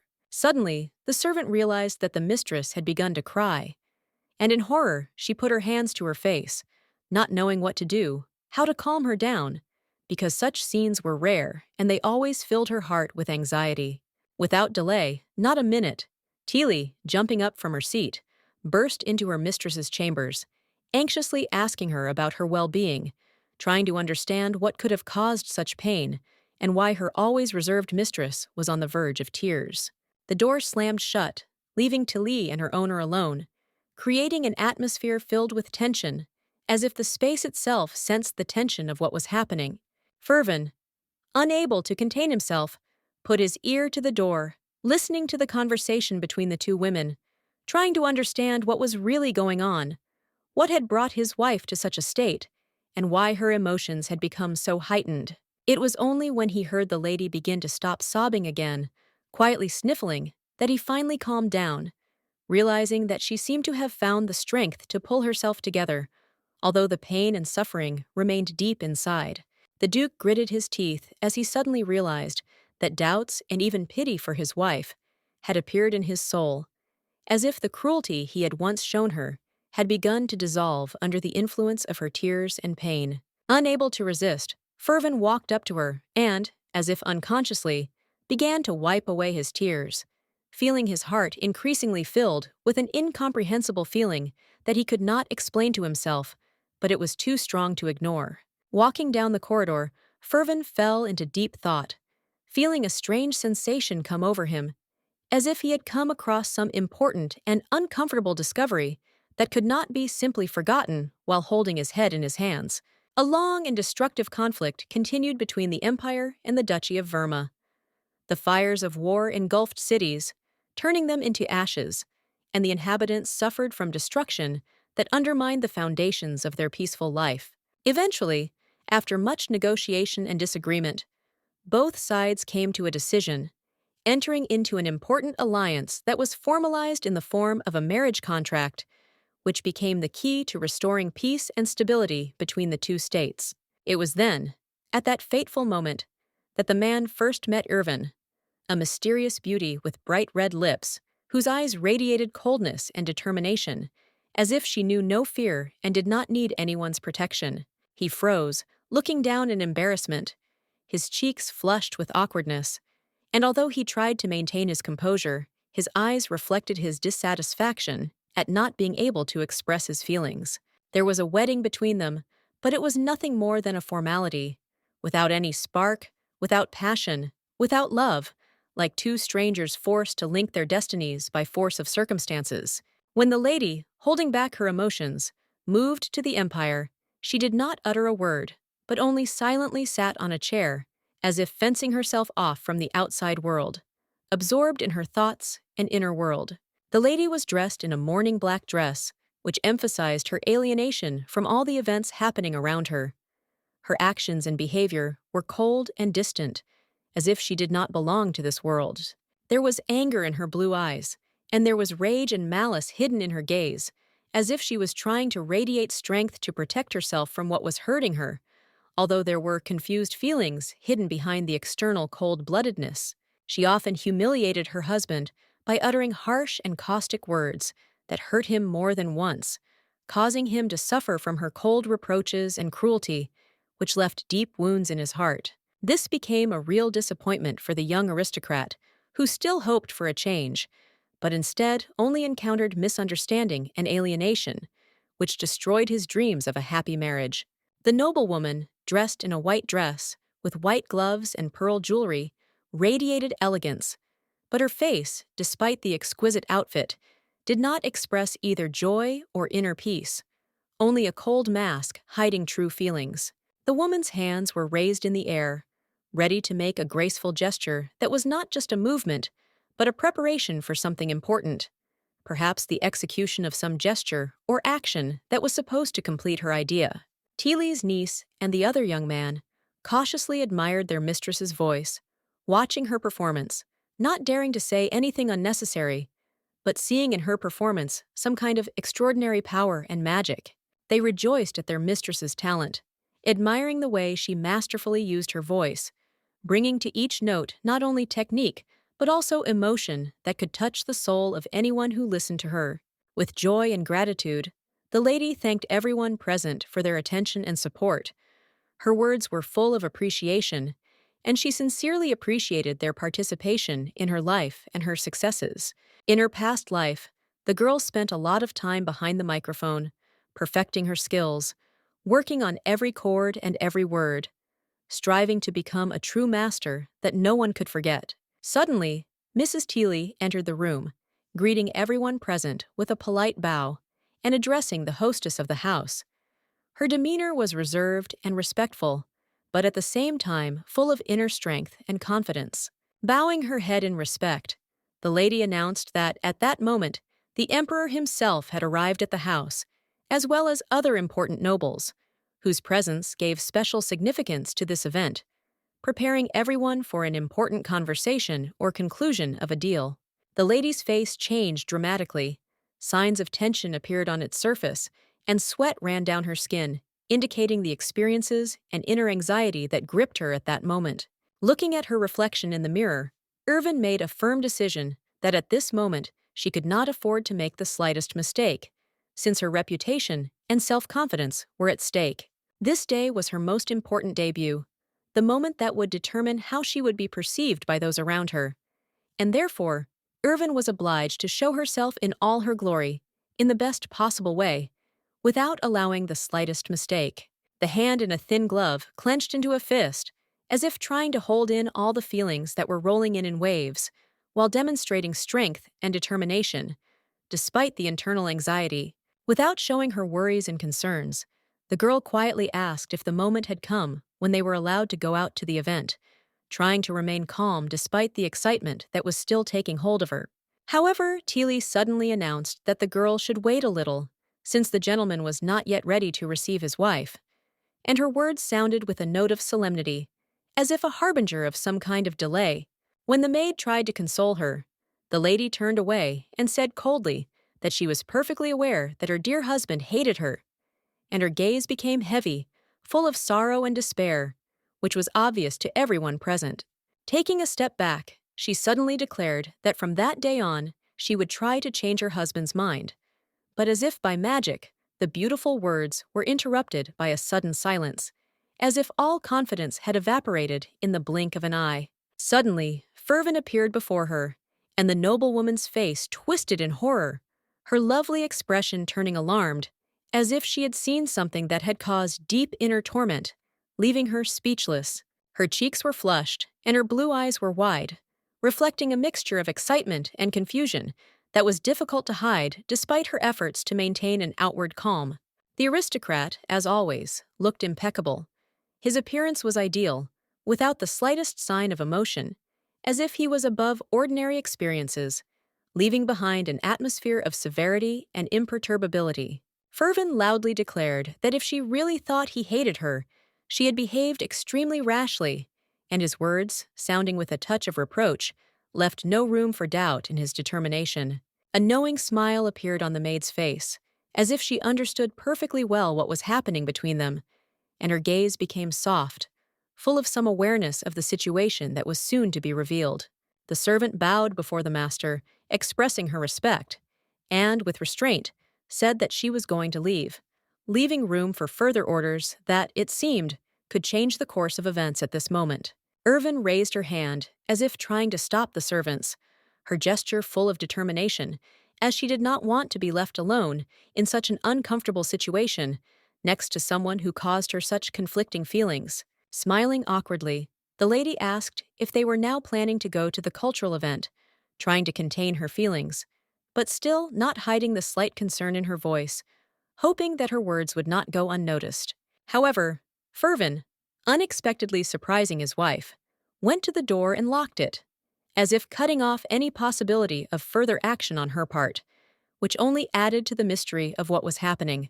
After which the nobleman, in complete contrast to his previous actions, walked decisively towards his wife, as if he was going to present her with something important, intending to conduct the conversation on a more serious level. The nobleman, with his tall and slender figure, seemed to tower over his beloved. His presence was imposing, and he looked like a majestic figure dominating the surrounding space. Irvin began to convince her husband that it was time to go on a holiday. Her words sounded decisive, but at the same time, they hid a slight anxiety that was reflected in the woman's voice, trying to return them to normal life. In the reflection of his blue eyes, the guy seemed to be reaching out his hand towards her, and at that moment, a certain connection arose between them, as if they could understand each other without words, despite all the external obstacles. However, the lady suddenly waved her hand, pushing the guy away, and thus establishing an invisible boundary between them, as if indicating her determination and desire to avoid further rapprochement, at least for that moment. Irvin was struck by such a bold gesture, and the fact that his wife seemed to intend to remove him from her life. His gaze became wary, and his heart was full of bewilderment, trying to understand the actions and motives of his beloved. As his wife, Irvin stated that she could not accept such strange and cruel behavior from the nobleman. Her words sounded like bewilderment, hiding pain and disappointment. She could not understand what could have caused such actions. However, here the aristocrat surprised her by suddenly brushing the hair away from her face, as if caringly, and there was so much tenderness in this gesture that it seemed to completely change the atmosphere, giving everything that was happening a completely different tone. The girl turned away, all flushed. Her face was covered with a blush. She was clearly embarrassed by such attention, but her heart was still touched by this manifestation of care, which was unexpected and did not fit into her previous perception of her husband. The man, watching the reaction, laughed, as if he had completely lost interest in what was happening, and then, with a light step, walked away, leaving behind only a slight trace of uncertainty that did not leave Irvin. Looking at her husband's back, the lady quietly asked herself whether he had become so accustomed to her new appearance that he did not notice the changes, or whether he had simply learned to hide his true feelings, leaving her in complete uncertainty. The guy sheepishly made the excuse that he was simply worried that if the girl showed herself badly at the event, rumors might start, and his words sounded like an attempt to justify himself, although behind them there was real concern about his reputation. The noblewoman hurried down the long staircase after her husband. Her steps were quick, but still graceful, and she tried to keep up despite all the inner excitement that was taking hold of her at that moment. But suddenly, her foot in a white shoe stepped onto the hem of her long dress, catching on the fabric, and this unexpected moment became a turning point when she felt how the fragile balance was disturbed, and she lost her stability. Irvin, unable to keep her balance, stumbled and began to fall, her hair flying as if it was caught in the wind, adding drama to the scene, and she, as if frozen, felt the world around her suddenly slow down. The Duke cried out his beloved's name in alarm, his voice full of anxiety, as if he were trying to bring her back to life with just one word that seemed to be able to dispel all this terrible silence. Their hands were stretched out towards each other, and in that moment of desperate longing, their palms almost touched, but there remained an invisible barrier between them, a symbol of how fragile this moment was. The aristocrat hurried towards the fallen lady, his steps quick and determined, like someone who couldn't afford to slow down, his gaze focused only on her, and he sought to lift her up without thinking about the possible consequences. The noblewoman had lost consciousness and was now lying on the bottom steps, her body lifeless and her face distorted with an expression of pain, as if every breath she took was heavy, and the world around her had darkened, leaving only a helpless shadow. The large mansion, decorated with colorful flowers, had an atmosphere of grandeur and comfort, with the scent of fresh plants filling the air, creating a sense of celebration and sophistication. In the hall, the aristocrats animatedly discussed the latest events. Their conversations sounded with a slight touch of irony and interest, creating an atmosphere in which even the smallest details acquired significance.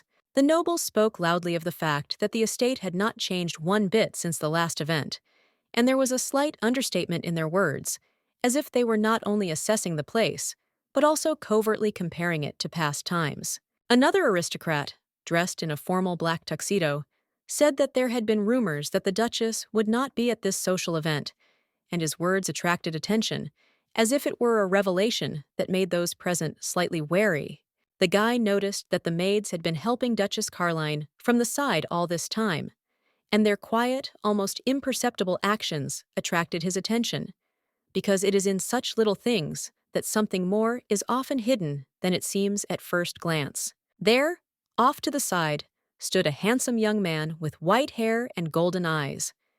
His appearance was unusually attractive, almost supernatural, as if he was part of this refined world itself, but his gaze was filled with invisible anxiety. The aristocrats were completely absorbed in gossip, discussing news and events, their conversations drowning out other sounds in the room, and they seemed absorbed in their own speculations, as if oblivious to everything else that was happening around them. They all wanted to see the changed Duchess, who lay unconscious on the steps after her fall. Her emaciated body seemed to symbolize all the pain and helplessness she had experienced, and now everyone was expecting only one thing: her return. The husband, filled with anxiety, asked the healer if his wife was all right, his voice trembling with tension, and in his eyes there was not only anxiety, but also fear, which he could not hide until he heard a confident answer. The girl herself, her mouth open in confusion, heard how she couldn't perform on stage because of a sprained ankle, and the words sounded with complete involuntary bitterness, as if her plans had collapsed in an instant, and her body did not give in to her will. Irvin was just as confused and upset by the news, his face contorted with chagrin, and he couldn't hide his inner discontent, feeling how every moment she couldn't perform was taking them further from their goal. The man blamed himself for everything. His heart was beating alarm, because he had not managed to grab his lady's hand in time, had not managed to prevent her fall, and now this mistake seemed terrible to him, because he felt responsible for her condition. Stubbornly, Irvin stood up from her seat, unwilling to give in to fears and doubts, and firmly declared that she could cope and perform even with an injured ankle. Her determination was unwavering, and she was not going to give in to circumstances. The beauty insisted that they couldn't keep the guests waiting, because many important people had come to the event, and her words sounded with confidence, as if she could overcome any obstacle, just so as not to disturb the order and not disappoint those present. The maiden's leg was red, and the pain with every step became unbearable, as if sharp needles were piercing her body, making every movement difficult, and her face itself reflected excruciating tension. The noblewoman winced at the unpleasant sensation. Her eyes closed for a moment, and her lips trembled slightly as pain ran through her sore leg again, as if warning her that it would be impossible to continue any further. Suddenly, Irvin, unable to bear this sight, grabbed his wife by the waist, helping her to stay on her feet. His strong hands seemed to give her hope, and she felt the support that gave her the strength to forget about the pain, at least for a little while. The man insisted that the lady should listen to the doctor, as her condition required immediate attention, and the concert could be rescheduled. His voice was full of concern and determination, and his gaze reflected the deepest concern for her well-being. The woman's hand stubbornly squeezed her husband's shoulder, as if trying to convey to him all her determination and confidence. Her fingers felt like a strong support, supporting not only her own body, but also tender feelings.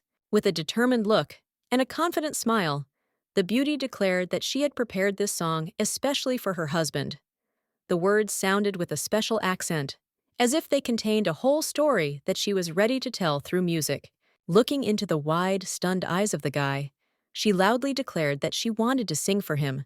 Her voice sounded with such sincerity and warmth that even the air around her seemed filled with this determination and tenderness. The young couple's hands clasped and their fingers intertwined as if they had intuitively found each other, creating an invisible bond that could not be broken. It was a moment when their hearts were closer than ever.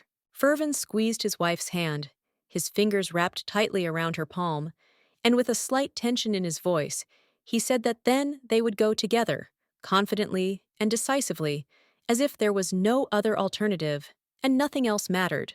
The Duke's ears and cheeks were scarlet, his face flushed with embarrassment and excitement when he could not hide his inner tension, and this color seemed to reflect all his sensitivity and nervousness at that moment. Frowning menacingly, the man ordered his surprised companion not to show her true nature to anyone again, but to continue to maintain an illusion for everyone, and there was such a firm determination in his voice that it seemed he could not tolerate objections.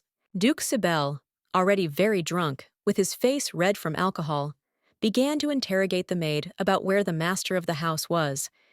His words sounded with heavy ambiguity, and he could no longer control his emotions, full of irritation and anxiety. The emperor and his wife approached the drunkard from behind and, with cold seriousness, said that compensation for such behavior of the guy with white hair would definitely follow, and his actions would not remain without consequences, despite his drunken state. Smiling, Sabel said he was simply enjoying the evening, nothing more. His words sounded with a slight ironic note, as if he was trying to hide more behind his smile than he could afford to show.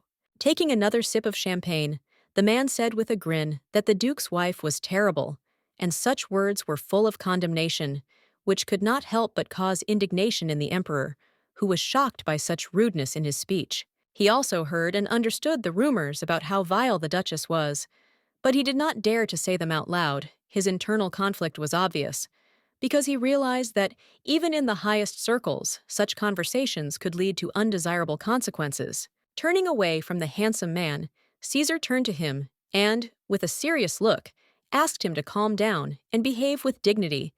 His voice was firm and full of authority, like someone who was used to order and respect being maintained around him. Finally, Irvin and the Duke began to descend the long staircase, and all eyes in the hall were riveted on this couple, as if time stood still, and their every movement attracted attention, leaving behind a trail of admiration.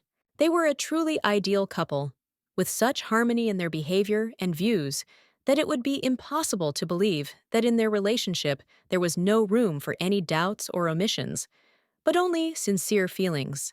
The Empress, unable to contain her excitement, quietly whispered to her husband that the Duke did not take his eyes off his wife. And in that look there was something special, tenderness and deep affection, in which love was evident. Irvin, who seemed truly in love, had rosy cheeks, his gaze was gentle and full of love, and his smile, soft and sincere, shone like a ray of sunshine, giving everything that was happening a special warmth. The couple stood before the imperial family and paid their respects, restrained and dignified, drawing attention to the respect they had for this great house, symbolizing their devotion and loyalty. Caesar, noticing the concern in the eyes of those around him, could not help but express his concern about the condition of Irvin, who had recently lost consciousness, which, naturally, became the source of many rumors and speculation. Irvin, indignant and happy at the same time, smiled broadly when he heard that the ruler, apparently, was ready to see his wife more often, considering this a manifestation of special attention and understanding of their position at this reception. Suddenly, Sebel appeared in the hall, holding a glass in his hand, and despite his reluctance, also expressed his unpleasant greeting to the Duke and his wife, clearly not sharing their mood and creating a tense atmosphere at that moment. He licked his lips at the sight of the beautiful lady, involuntarily wanting her to be his, and there was something insatiable in his gaze that could not be hidden, since the desires in him were intertwined with an indomitable desire for possession. Irvin felt extremely uncomfortable when Caesar, noticing the rude behavior of one of those present, began to scold him for disrespect and inability to control his tongue, which created tension and anxiety in her soul. Suddenly, closing her eyes, Irvin quietly asked for forgiveness from everyone present, realizing that she had behaved inappropriately for the past 4 years, which was incompatible with her duties to her husband and her role in society. In front of the entire crowd of nobles, as soon as silence fell over the hall, she was ready to begin her impromptu concert, deciding to express her feelings and emotions through singing, regardless of the possible consequences. The aristocrats, watching what was happening, froze in anticipation, holding their breath, realizing that this scene, full of surprises and emotions, would become an important moment in the life of not only Irvin, but also everyone who witnessed it. Irvin's fingers slid smoothly over the piano keys, as if inscribing gentle melodies into the space around her, which magically filled the hall, causing everyone present to freeze in admiration. Irvin began to sing, and her voice, like an angel's, filled the room, wrapping it in soft and touching notes, as if the soul itself sounded in this melody, causing a feeling of delight and surprise in all listeners. The nobles began to whisper among themselves, discussing the incredible talent of the Duchess, admiring her voice and confidence, which, without a doubt, personified the sophistication and grandeur of her position in society. The lady smugly opened one eye, smiling slightly, proud that she was able to make an indelible impression on the audience, feeling how her music was mesmerizing and leaving everyone in the shadow of her impeccable skill. The swollen leg did not stop reminding of itself, giving off a painful sensation that became stronger with each passing minute, making Irvin feel how the pain was taking over her and making her lose strength. The girl could not stand due to the sharp pain, and as if having lost her support, sat down on the floor, trying to cope with the illness, in the hope that at least having rested a little, she would be able to regain her strength and get back on her feet. The Duke, noticing his wife's suffering, shuddered, unable to hide the anxiety that gripped his heart. His man's face was distorted with pain, but love and concern for her did not allow him to remain calm in this situation. However, when he tried to run to her to help her up and support her, she raised her hand, stopping him with a gesture, as if to say that she could handle it herself, not wanting her husband to worry about her. The lady did not want to accept help, so she continued to sing, sitting on the floor, with her hand extended forward, as if by an invisible force, holding on to her fortitude and determination not to allow herself to become weak. The emperor, quietly addressing his friend, could not help but notice how charming his wife was. Singing wonderfully, the female voice sounded so that it seemed that the music itself penetrated the souls of all those present. The Duke, unable to tear his eyes away from his beloved, seemed enchanted by her voice and beauty. Every sound of her beautiful singing touched his cold heart, and in his eyes one could read delight and admiration. Irvin sang like a bird, loud and free. The female voice filled the entire hall, and every note seemed to be filled with life and energy, creating an atmosphere where nothing could overshadow the talent. The aristocrats were animatedly discussing the talent of the lady, who was widely known not only for her beauty and voice, but also for the cruelty that had manifested itself in the past, when she did not hesitate to go to extreme measures to achieve her goals. Sibel, holding a rose in his hand, watched what was happening attentively, and, without hiding his surprise, could not help but notice how much Irvin had changed. Her former rigidity had disappeared, giving way to something soft and mysterious. Irvin looked with disgust and hostility at his competitor, who was clearly also trying to win the heart of his wife, and in his eyes one could read the determination not to let anyone take away what was only his. Without thinking, he pushed the handsome man away with one decisive movement, harshly directing him as far away from his wife as possible, showing everyone that her heart and attention belonged only to him. The lady, frozen in surprise, did not expect such actions from her lover. Her eyes filled with questions and slight bewilderment when he, without any hesitation, intervened at a moment that seemed so harmonious. The man's hand gently and confidently grabbed the delicate hand, as if asserting his power. But in this gesture, one could feel not only strength, but also softness, which made it clear that she was under his protection and in his care. Irvin, with love and gratitude, kissed his girlfriend's hand, noting her incredible talent and beauty.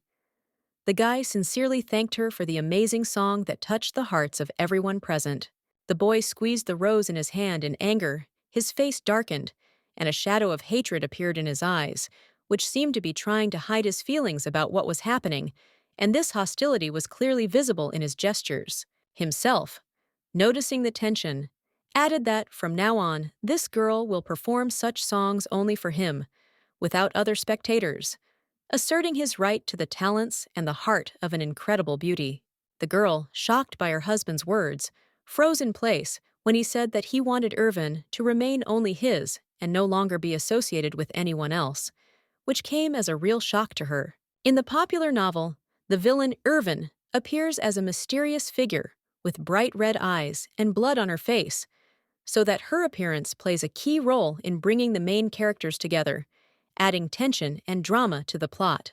As a result of all her evil deeds, she was punished, and a woman's life was cruelly taken away, becoming a tragic end to her role in history, which left a deep mark on the development of events. For the lady, who did not expect such a thing, It was a real shock to hear words of love and jealousy from her now husband, which made her take a new look at their relationship, surprising him with real sincerity and tenderness. One day, the girl suddenly heard other ladies discussing how much the Duke was in love with his wife, and this unexpected confession confused her, causing her heart to squeeze anxiously with excitement and uncertainty.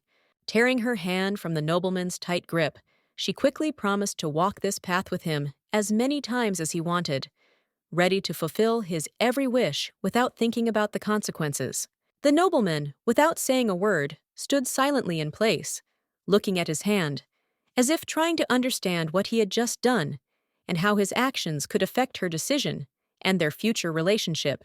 Suddenly, the ladies called the Duchess, attracting her attention and causing her to be distracted from her thoughts, because at that moment all eyes were fixed on her, and she could not ignore such an important request.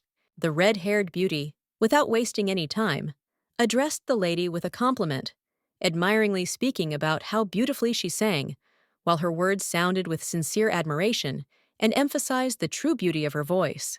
The noblewoman hurried to the lady, whose name was Celestia, with joy and a sincere smile, her heart filled with warmth from the anticipation of meeting the lady who had become her true friend. But suddenly, the soft hand was stopped when a man's hand wrapped around her fingers, and the girl froze, not understanding what was happening, feeling how her freedom was unexpectedly limited. Irvin was stopped by her own husband, who seemed to have no intention of letting his wife go, not intending to leave her alone, despite all the circumstances that could separate them. The man, answering quietly and shyly, filled the space with his gaze, confirming that the lady had promised to fulfill her marital duties, and therefore she had to remain close to her husband, without leaving him. The girl, with a soft smile, agreed with the argument offered to her and decided to stay next to her husband, feeling that at that moment her place was right here, supporting him in difficult times. After which she thanked the lady with bright red hair with sincere gratitude, apologizing for not being able to join their company, as circumstances required her immediate departure. Irvin couldn't help but let out a cheerful laugh at being called kind. The words sounded so unexpected and real that she felt a little proud of her reputation. The girl's black hair was gathered into a neat bun, exquisitely decorated with bright flowers and elegant jewelry, which gave her charming appearance a special sophistication and tenderness. As Irvin gently touched his wife's tin hairdo, adjusting her hair, he gently silenced her, making it clear that his attention was focused only on her at that moment. The nobleman, looking at the lady with restraint, asked the beauty to behave calmly, assuring that he would take care of everything, and not to worry. His actions would be full of care and understanding, so that she could feel protected. The night was unusually beautiful. The stars shone especially brightly, and the moon, like a mirror, reflected the light and created an atmosphere of mysterious peace around, filling the world with something almost magical and exciting. Irvin, saying goodbye to the imperial family, stood on the steps of the mansion, with a smile on his face, as if trying to show that despite all the farewells and difficulties, gratitude and peace reigned in his heart. Caesar and his wife stood nearby, enjoying the moment and sharing Irvin's joy, as they were happy to spend this time together, feeling a special connection and warmth surrounded by loved ones. The lady, with a slight smile on her face, began to think about how she would be able to continue performing in front of the public, confident in her talent and determination to do it more than once, despite all the difficulties. The faithful husband intervened in the conversation, gently explaining that if his wife did not want to go on stage, he would under no circumstances force her, understanding that true happiness lies in freedom of choice. Suddenly, as if sensing the tension, Sibel intervened in the conversation, offering his services, saying that he was ready to court the lovely Duchess, adding a note of playfulness to the atmosphere of the discussion. Caesar loudly complained that the intervention of the guy with white hair and an impudent character was completely inappropriate, but despite his displeasure, he decided not to pay much attention to it. Instead of continuing the argument, Sibel turned to the girl, tenderly calling the girl "flower," generously showering her with various compliments, as if trying to win the girl over with his charm and attention. A strong hand covered with a white glove smoothly reached for the woman's hair, But at that moment, she froze in fear. Her heart skipped one quick beat, as if ready to break in panic. The Duke's eyes suddenly lit up with hatred, malice, and anger, as if he couldn't contain the storm of emotions that swept over him from rage. And these feelings were so obvious that they could not be ignored. With a blow full of determination and strength, he knocked away the hand of the rude, impudent man, confidently defending his wife, and a fire lit up in his eyes, ready to fight for her safety and dignity. Sebel, upset and hurt, bitterly noted that the Duke was not just a bad man, but wild and unbridled, and his words reflected the depth of his disappointment in this cruel world. Embracing his beloved, Irvin announced in a loud and confident voice that he was only brushing away a mosquito and that there was no point in attaching any importance to it. His actions were not aimed at anything more. Caesar, with a wide smile on his face, said that he would look forward to the next meeting with the Duke and his wife, as if hinting that this meeting promised to be no less interesting and exciting. The door slammed loudly, making a sharp sound, as if trying to emphasize the sudden end of everything that was happening, creating an atmosphere of tension and farewell. In the darkness of the estate, in the privacy of their home, the young couple remained, holding hands tightly, as if this simple rigidity were their only union in a world full of uncertainty and worries. Stepping back, Irvin loudly declared that it was time for him to leave. His words were decisive, but there was a hint of regret in them, as if he did not want to leave this moment, but was forced to take a step aside. But the lady's hands grabbed him tightly, not allowing him to leave so easily. She was not going to let him go without words, and her gaze was full of persistence that even at this moment the heart demanded answers. Persistently, with a slight emotion in her voice, she asked if the nobleman liked the song, as if hoping that the woman's efforts had not passed him by, and that her tender soul had found a response in his heart. In the eyes of the handsome aristocrat, the lady looked beautiful, and his heart beat faster, as if in her presence the whole big world became brighter, and everything else lost its meaning. But instead of telling the truth, Irvin lied, claiming that the lady's voice was so terrible that even the piano could not cover the sound, hoping to somehow soften her embarrassment. The girl lowered her head, confused and with an empty look, realizing that her behavior had previously left much to be desired, and the weight of realizing her own mistake was almost unbearable. However, in an attempt to justify herself, she began to explain that she had moved to another country, and, being in a new place, she experienced fear and loneliness, which could affect her behavior and perception of others. Clutching his head, Irvin repeated to himself over and over again that people cannot change in one day, no matter how hard they try, and this inevitably led him to disappointment and doubt in the world around him. The frowning guy, with an expression of displeasure on his face, loudly declared that he always thought that this time, too, the noblewoman was only pretending, incapable of real emotions, playing a role, as always, in this theater of life. The lady's face took on a sad and thoughtful look. Her large eyes, full of melancholy, seemed even deeper and expressed a whole range of emotions, as if reflecting the entire weight of her inner world.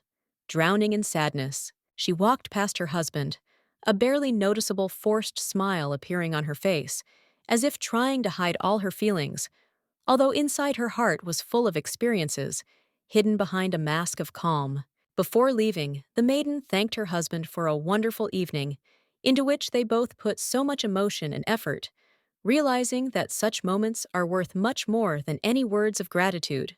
Irvin reached out his hand, trying to stop his wife, but his lips remained silent, not uttering a single word, although in his eyes there was a silent request, hidden under a layer of unspeakable emotions. Instead of speaking, he walked quietly towards her, hugging her from behind, his arms wrapped around her body as if trying to strengthen the bond that had always existed between them and never let go. Face into her dark hair, inhaling its scent, feeling how this smell filled his entire soul, reminding him of the invisible power of her presence, and mentally prayed to the girl not to leave him, not to disappear from his life.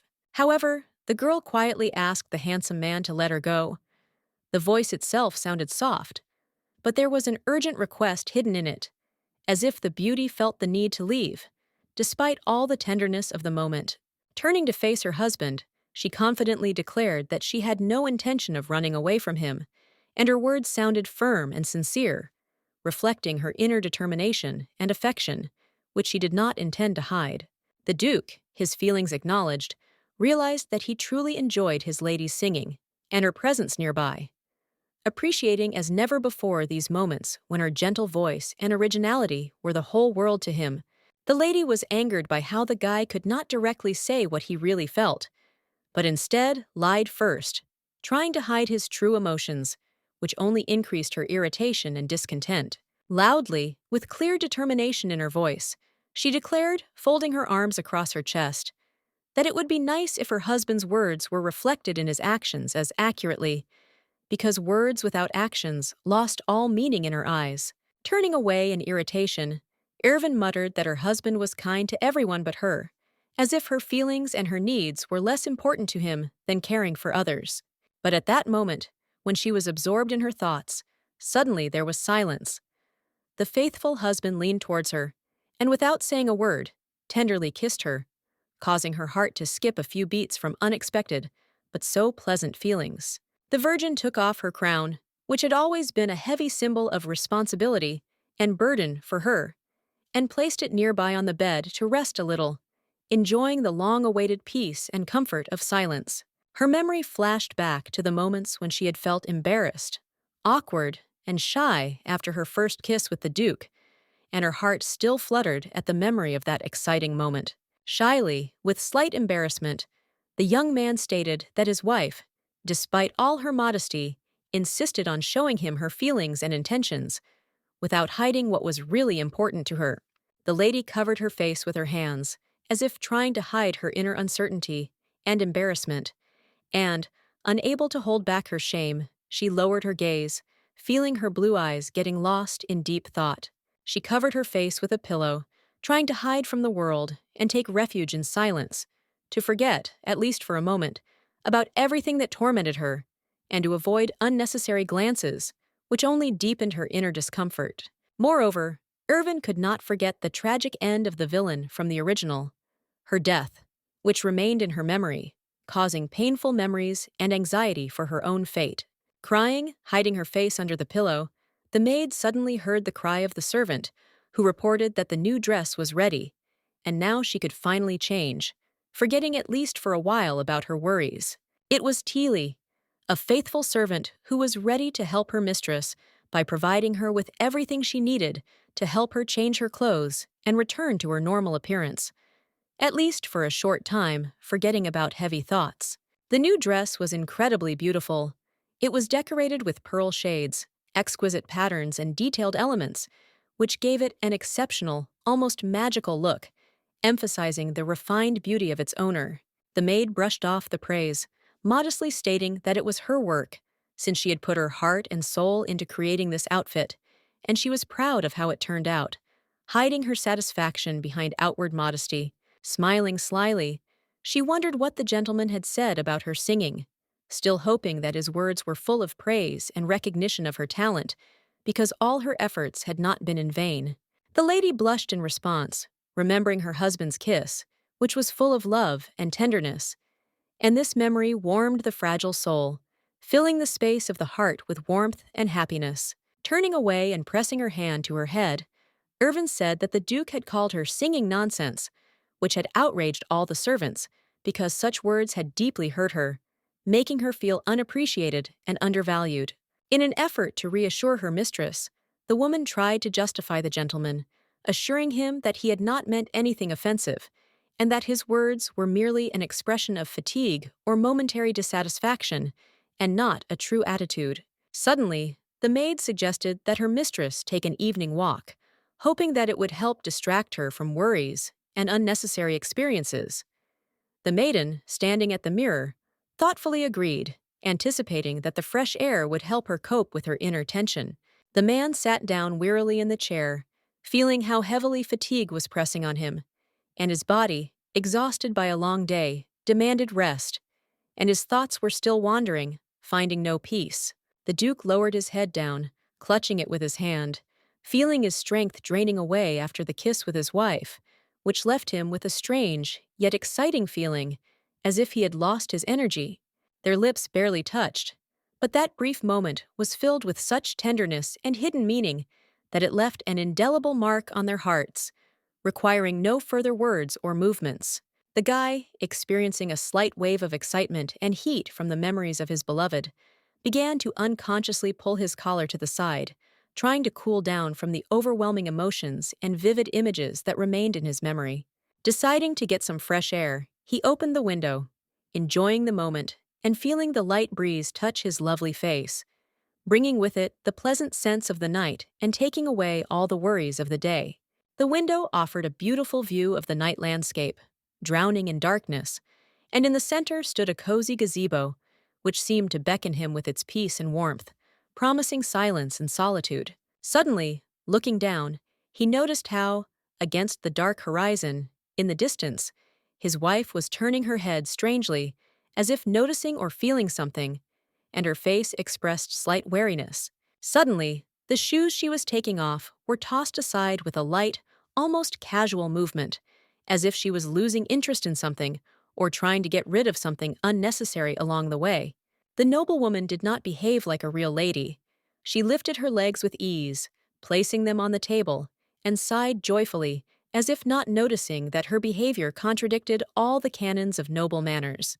The Duke, embarrassed by such an indecent sight, looked away, feeling a wave of awkwardness wash over his face, because such behavior did not correspond to either her status or the decency to which he adhered.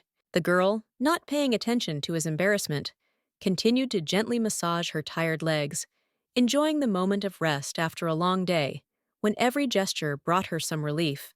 The man couldn't help himself from this sight. His gaze became more and more intense, and beads of sweat began to slowly drip down his face, as if he was overcome by a strange mixture of passion and bewilderment.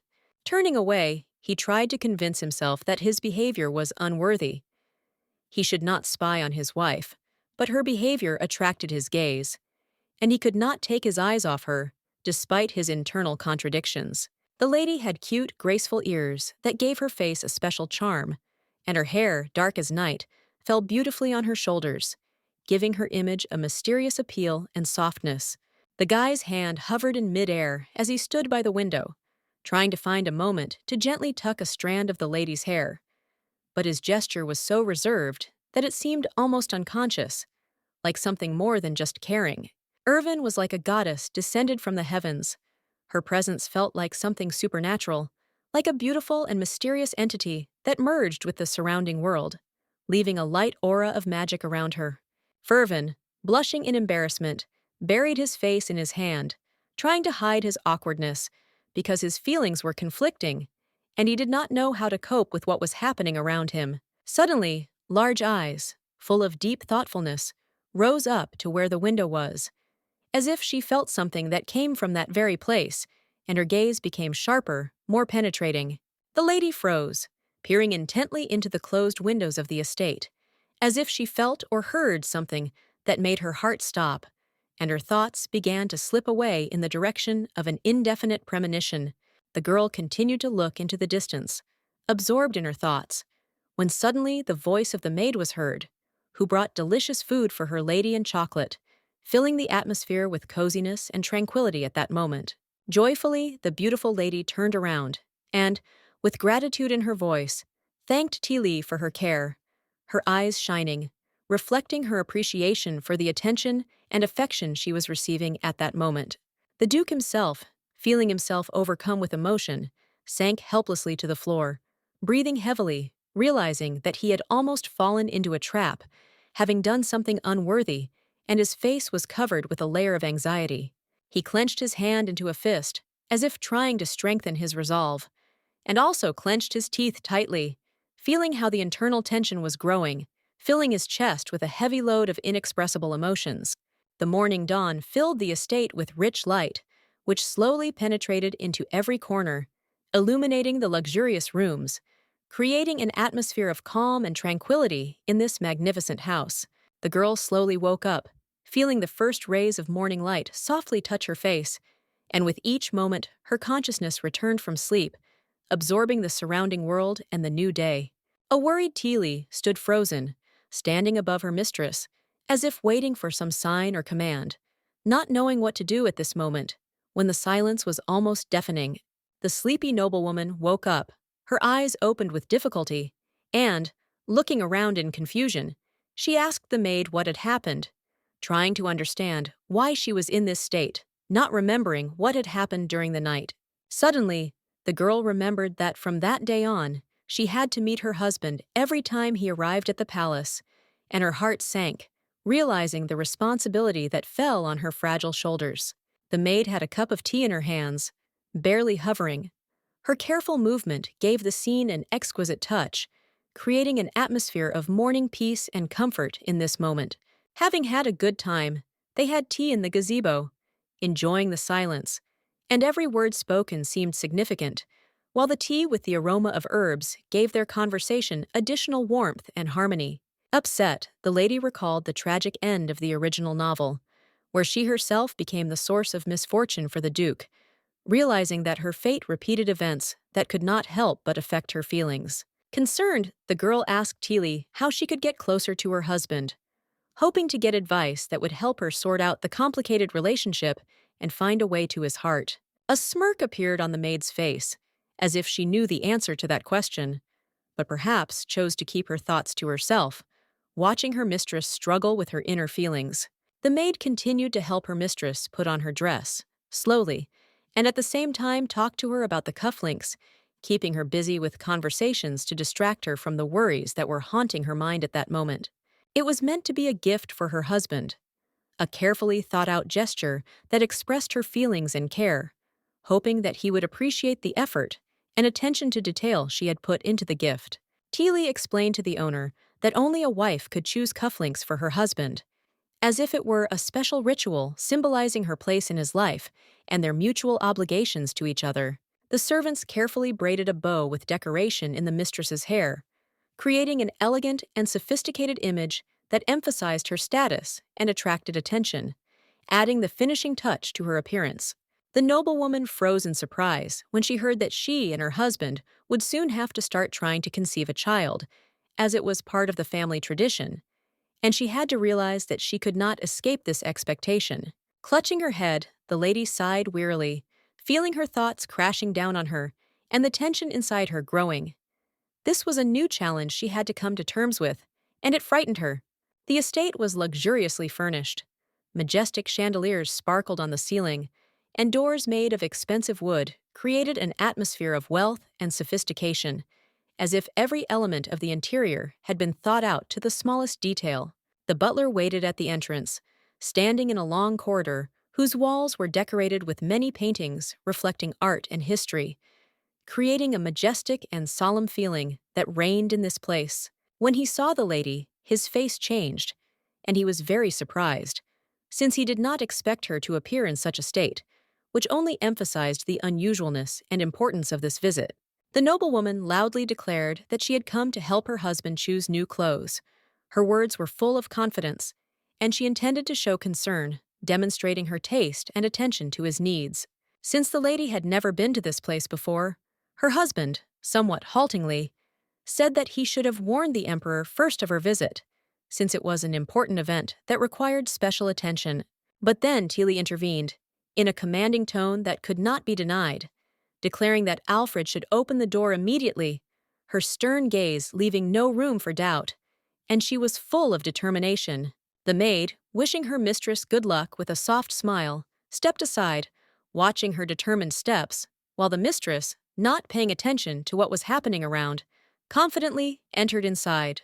The doors slammed shut behind her, leaving the servants outside, and the silence that followed seemed to emphasize the importance of the moment, closing the entire world beyond the threshold of this mansion. At this moment, a sly and slightly mean grin appeared on the faces of the servants, as if they knew something that was hidden from others, and their looks were filled with some mysterious and sinister confidence. Irvin called her husband's name loudly, the woman's voice echoing through the empty corridors until she could find him, desperately and impatiently searching, as if she sensed that something important was about to happen. There was no one inside the room. It was empty, and its rich furnishings only emphasized the feeling of solitude and peace. The expensive furniture seemed to have been created not for use, but only to impress. The interior was truly luxurious. The room exuded aristocratic sophistication, and the bedroom looked like something out of a fairy tale, with exquisite decor and soft fabrics that created an atmosphere of coziness, but at the same time seemed to hide something more. Frowning as she looked around the room, the beauty couldn't understand why the original Irvin was so cruel to her husband. Her thoughts were confused, trying to figure out this contradiction and understand her actions. Suddenly, the paper lying on the table began to fly in different directions, and the girl gasped in surprise, not expecting such a turn of events. Her eyes widened, trying to understand what exactly happened. She quickly began to gather the documents, throwing them on the floor, trying to maintain order. But her actions became clumsy when Fervin suddenly entered the room, completely naked, leaving her completely confused.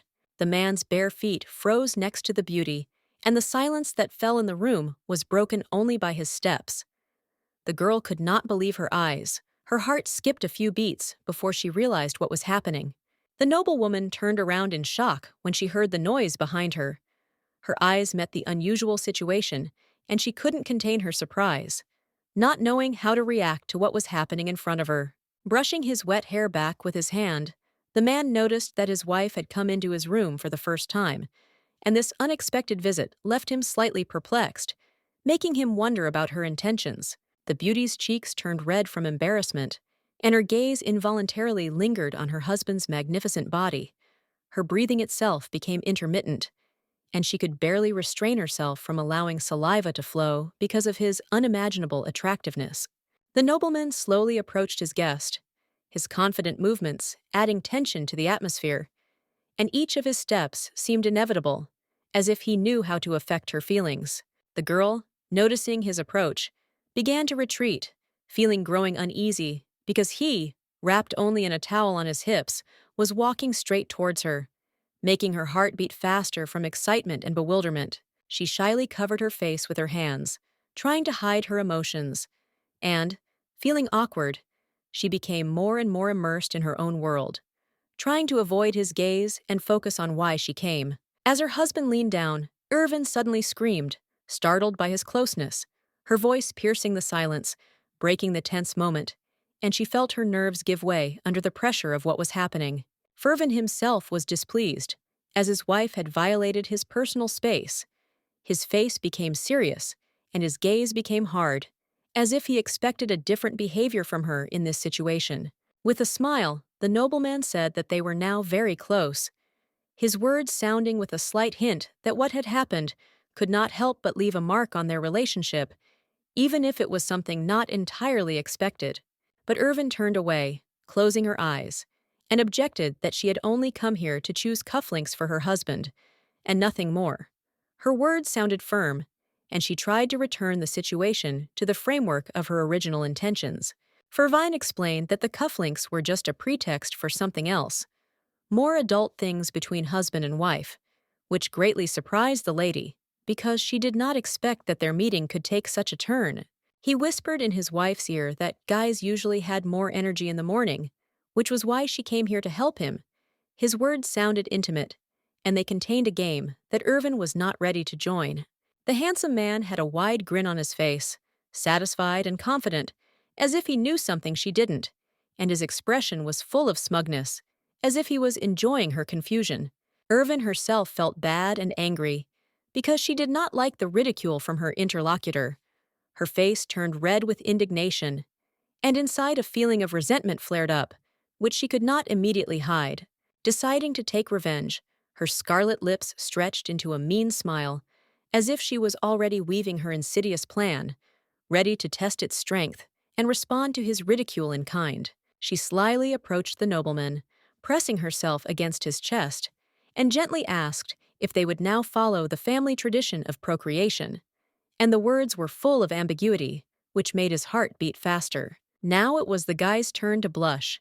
His face flushed, and he opened his mouth in confusion, not knowing what to answer, because the beauty had put him in a position from which it was difficult to get out without losing face. The lady stopped immediately, Realizing that she was doing strange things and touching her husband too intimately, her mind suddenly cleared up, and she felt as if she had violated boundaries that she was not yet ready to cross. Suddenly, their hands intertwined, and this unexpected gesture was something new for both of them, breaking the usual distance and increasing the tension between them, as if both felt a hidden closeness that had previously been inexpressible.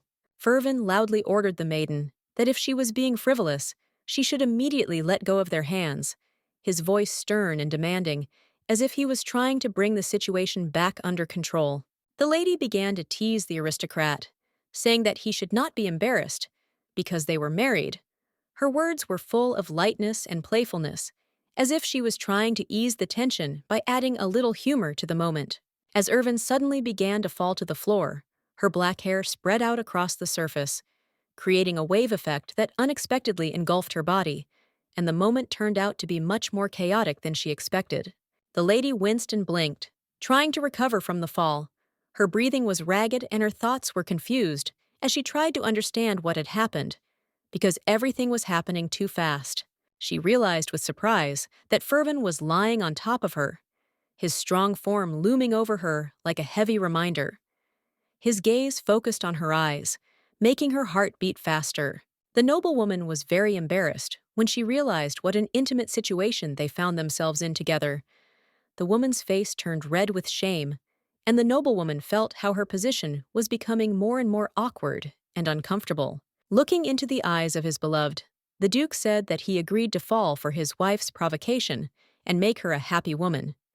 His words sounded confident, but there was a sneaky grin on his lips that betrayed his intentions. There was a mean grin on the man's lips, as if he was pleased with the situation, and her reaction was just an additional entertainment for him, which he decided to play on with the deliberate provocation of all feelings. Covering her face with her hands, Irvin screamed for her husband to first go and wipe the moisture off his body, and preferably get dressed. Her voice was full of irritation, and in her eyes a mixture of embarrassment and indignation at what was happening was visible. The couple sat awkwardly on the bed, distant from each other in silence, as if neither knew how to continue this moment, which was unexpectedly awkward and full of hidden tension. It was noticeable that the Duke was also embarrassed. His cheeks were flushed from under the towel, and this feeling of awkwardness was visible on his face as he tried to hide his confusion, not knowing how to behave in this situation. At this time, the servants stood outside, their gaze tense, and while the butler was worried and shifting from foot to foot, the cunning maid grinned meanly, enjoying what was happening and believing that her plan had worked. Alfred was tired of waiting and wanted to check how things were with the young masters, but the maid herself had a different opinion, deciding that her intervention would be more appropriate and important at this moment. The woman grabbed the butler by the collar and firmly refused to let him in. The gesture was firm and unconditional, as if she were deciding that this moment should be reserved only for those who truly had the right to participate. She began to scold the stupid servant, confidently asserting that it was absolutely indecent to spy on the love of young people. Her voice was stern and full of condemnation, as if she was putting him in his place for unacceptable behavior. When the man finally realized what was happening behind closed doors, his face turned red as a lobster. He felt extremely awkward, realizing his mistake and the shame that now lay on his shoulders. Teely winced in disappointment as she realized that the butler had misunderstood, her gaze becoming tense and her sense of unease growing as the situation was far from what it had seemed at first. The Duke dried his fair hair with a towel, his movements slow and almost mechanical, and his expression, despite everything that was happening, remained focused, as if he was trying to regain control of the situation. Irvin tried not to peek and not to look at the handsome man's naked torso. Her gaze was tense, and her thoughts were confused, because the presence of her husband in such a form caused her a feeling of awkwardness and shame. The man grabbed her hand, not letting her go.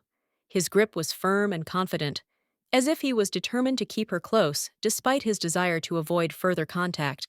The nobleman asked his wife to help him choose clothes. Since she had already come, it would be logical, but his request was not as simple a request as she expected, but rather a continuation of their interaction. The lady began to resist, saying that if he meant procreation, then she was not his assistant in this. Her words were full of reproach and clearly expressed her position on what was happening. After Irvin promised that he would not harass his wife, his voice was calm, but a slight mischievous spark could be seen in his eyes, as if he understood that his words could not completely hide his true intentions. The girl, embarrassed, agreed and hurried away to find good clothes for her husband and return. Her steps were quick, and her heart was beating anxiously, because the situation continued to be tense and uncomfortable. Opening the door, the beauty stopped, seeing in front of her a whole collection of beautiful suits of aristocratic style. Her eyes sparkled with surprise, because it was so unexpected and beautiful, as if a whole gallery of fashion had opened up before her. She began to select the right shirt, carefully examining the fabrics and colors, her fingers sliding over the materials until she found what she thought was perfect for her husband. Suddenly, when the girl turned around, she saw her husband throwing the towel off his hips. His actions were quick and confident, and she couldn't help but notice how his body looked at such a close distance, which made her even more embarrassed. When Irvin realized that the guy was wearing pants, she breathed a sigh of relief, although her face was still red with embarrassment, and she couldn't shake off the feeling of awkwardness even though the situation was starting to clear up. The nobleman's face formed a knowing smile as he realized that his wife had thought of him in a completely different way than expected, and his gaze filled with a slight humor. Apparently, her innocence was not so absolute. Frustrated and covered in shame, the lady finally began to choose suitable cufflinks for her husband. Her movements were careful and slow, as she tried to focus on the important task to distract herself from the awkwardness. The woman's fingers grabbed the beautiful red heart-shaped decoration, and she felt her fragile heart beat faster as the decoration appeared in her hands, like a symbol of the feelings that went into this choice. Holding the jewel in her hands, she turned to the guy, worried whether he would accept her choice, because this gesture was a symbol of all attempts to get closer to him, and she could not predict how he would react. Grabbing the handsome man by the shirt, she drew his attention to herself and, a little nervously, said that she had finally made her choice. Her sweet voice sounded decisive, but a spark of doubt still played in her eyes. Red hearts were pinned to the sleeves of the nobleman's white shirt, and when she saw them on his clothes, her heart filled with pride in her choice. Little symbols of love that she had chosen so carefully. With a wide smile, the beauty declared that from that moment on, she wanted to become closer to her husband. And her words were full of determination, and in their sound there was a sincere hope that their relationship could become warmer and deeper. With a blush on his cheeks and an indelible joy in his eyes, Irvin agreed with a slight sigh that he, too, longed for intimacy with this amazing lady whose beauty did not leave him indifferent. Shyly lowering her gaze, the noblewoman remained surprisingly pleased at this moment, as if hiding a smile which, despite its modesty, was a vivid confirmation of inner harmony and happiness. Later, with a hearty laugh, she laughed happily, discovering that her husband had become much softer and kinder with her, which certainly brought a new, warm atmosphere of mutual respect and tenderness into their relationship. Rumors circulated in the secluded corners of the kingdom that ever since the Duke and his wife had become more closely associated, their lives had changed for the better, and everyone around them began to notice how their understanding had changed.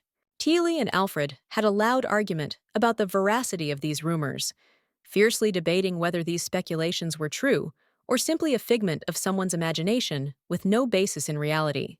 The unexpected and heated argument was interrupted by the Duke himself, who, coughing into his fist, politely attracted the attention of everyone present, thereby forcing everyone to remain silent and concentrate on his words. At this, the servant, bowing her head with deep respect, spoke quietly and restrainedly, informing them that the meal was ready and that all those present could go to the dining room, where they were already awaited. The many servants who stood in the corridor stood in line and, with an expression of respectful esteem, greeted the young master, bowing to him as befits such occasions, not forgetting to show their gratitude for his attention. However, Irvin did not respond immediately, only asking his wife to have dinner with him, expressing a desire for her to prepare for them a delicious gourmet meal that would bring them pleasure. The maids standing nearby began to quietly discuss how much the Duke's attitude towards his wife had changed.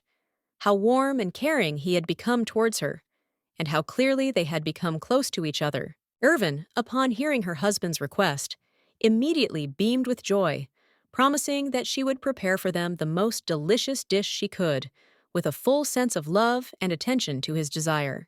But as soon as she said those words, her face suddenly darkened, and she became a little uncertain when she asked if Irvin really wanted to have dinner with her that night, in such an intimate, close circle. The man's hand, reaching forward, with a smooth and confident gesture, tried to calm her down, as if conveying all his care and tenderness through this gesture. The fingers lightly touched the skin, as if he wanted to relieve all the worries. Grabbing the shy lady by the chin, Irvin gently lifted her face, and looking into her eyes, said that this night would be special, and that there would be a union between them. After these words, he turned around, and without saying another word, left, leaving his surprised wife and happy Tilly in complete silence, where each of them experienced the moment in their own way. The nobleman, not paying attention to their reactions, jumped on his white horse and, swinging the reins, rode away with a decisive movement, disappearing into the distance of the night, leaving behind only traces on the ground. The maiden, full of anxiety and bewilderment, shouted after her fleeing husband, with eyes full of grief and bewilderment, trying to understand what he meant by mentioning some strange solitude between the two of them, to which her husband, smiling with a bold and smug expression on his face, replied that she would only find out and understand everything late at night, hinting that the true meaning of his words would only be revealed with the onset of darkness. A contented smile played on his face, filled with undisguised pleasure, and a blush played on his cheeks, emphasizing his inner satisfaction with the current situation and the mysterious intrigue.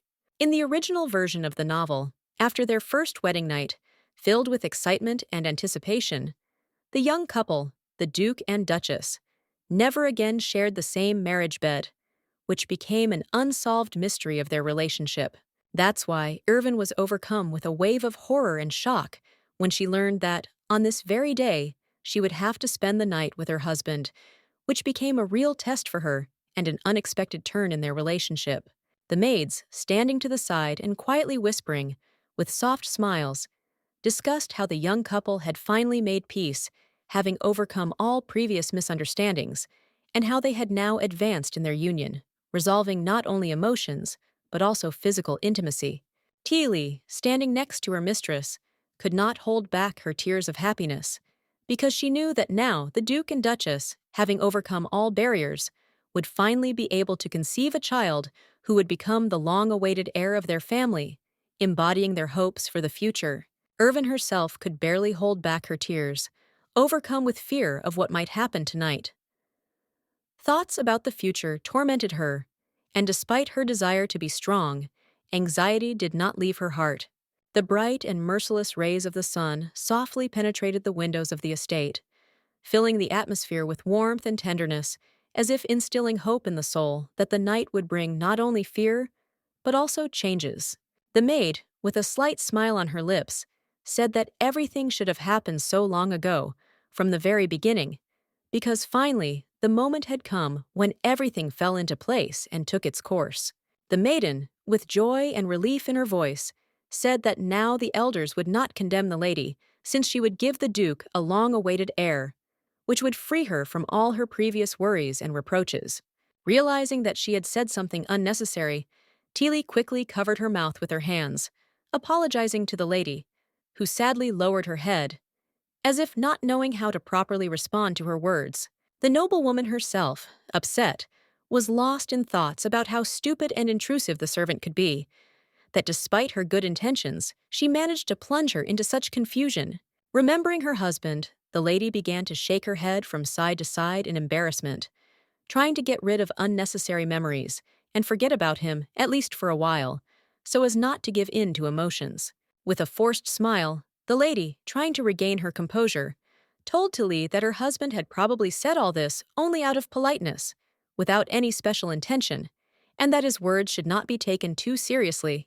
The maid quietly whispered in the girl's ear that her husband would not dare to touch her without her permission, trying to calm her down, because she understood how worried the mistress was at that moment. The noblewoman, looking at the maid in bewilderment, asked her why Fervin had suddenly started talking about sharing a bed together, since it seemed strange and inappropriate given everything that was happening. Smiling slyly, Teely explained that recently the lady had become kinder, prettier, and all the changes could not go unnoticed, so perhaps the gentleman could not resist such a charming transformation. At that time, the imperial palace inspired grandeur. Its walls concealed stories of centuries of tradition and power, and inside there reigned a strict discipline which, despite its external inaccessibility, was full of secrets. The clever Duke sat over the documents, reading and signing papers with concentration, absorbed in important state affairs, his face remaining calm, despite the importance of the moment and the responsibility he bore. He clutched the cufflinks that his wife had chosen, especially for him, with his hand, as if he could feel her presence in these small details that were imbued with care and attention to every moment of their lives. Then Irvin, with a slight smile, offered him to revive their marriage, looking confident and beautiful, as if at that moment she was ready to return to them those feelings that they once lost, and return harmony to their relationship. However, it was clear that the girl would be under pressure from society, because everyone around her, with curiosity and sometimes condemnation, pointed their fingers at her, pushing her to take a step that could lead to risk. Sitting at his desk in his office, Tuat thoughtfully reflected on the future in which an heir would be conceived, and on his wife, pondering how all these events could change his life and relationship with her, filling his mind with important thoughts. The nobleman didn't even notice how another man quietly joined him behind him, his steps barely audible, and his presence felt only by the change in the tension in the air around him. It was Rennes Celestine, a count of illustrious lineage, with a grin on his lips and hair as black as night. The boy came up and asked curiously what had happened to his friend, that he was so sad, losing his usual confidence. Taking the letter from his colleague, the Duke moved away, feeling his personal space being violated. The man who had intruded into his thoughts without invitation was now standing next to him, causing him to resent his unusual spontaneity. Without waiting for an invitation, Renz confidently sat down on the chair next to him, looking closely at his friend. He noticed that the Duke had new cufflinks, and it was probably these that were the cause of his recent inner unrest. Fervin first chose heart-shaped embellishments, which were carefully embroidered onto his shirt, deciding that this detail would add romance and expressiveness to his look for an important meeting. The Count was shocked, his blue eyes wide, when he learned that it was his wife who had chosen these cufflinks for the Duke, as he would never have thought that she would attach such importance to this detail. Fervin, noticing the displeasure on her face, felt disappointed inside, but looking at the others, he realized that his wife's actions were quite logical, because she always tried to help her husband in choosing accessories, which was not unexpected. Returning to reading the letter, the nobleman suddenly froze from what he had read, unable to immediately comprehend what he had just learned. These words struck him to the depths of his soul, causing his heart to freeze and his thoughts to stop. On paper was a message from the emperor, the decision of which was required immediately, because its implementation had to be completed that same day, which added tension to the situation and gave it urgency. Renz wished good luck to his friend, who, overwhelmed with stress, clutched his head, not knowing how to cope with the situation and what to do in response to such an unexpected challenge. The Count, waving his arms around, loudly declared that the Duke would not return home soon with such a task, but he himself was already getting ready to leave, since his business could not tolerate delays. The upset handsome man looked away, remembering that in the evening he had a meeting with his beloved, for which he would certainly be late, and this only added to his worries at this anxious moment. Surprised, Renz froze when he heard the question about why he fell in love with his wife, as this unexpected question made him think about the reasons for his feelings, which seemed to have always been obvious. After which he began to tell how beautiful his wife was, with long silky hair and eyes like stars, because her beauty captivated him at first sight and remained in his heart forever.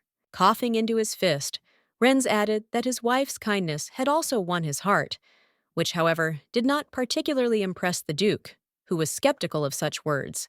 The guy, all red with embarrassment, pointed his finger at the Duke and asked a question in return, asking why he fell in love with Irvin, since his curiosity now knew no bounds. Having come to his senses, the man began to explain that this lady had become his first and last love, because her image had forever left a mark on his heart that had not been erased over the years. She was like a wild red rose the moment they first met, with scarlet lips, black hair, and blue eyes that, like magnets, attracted his gaze and also captivated his fragile soul.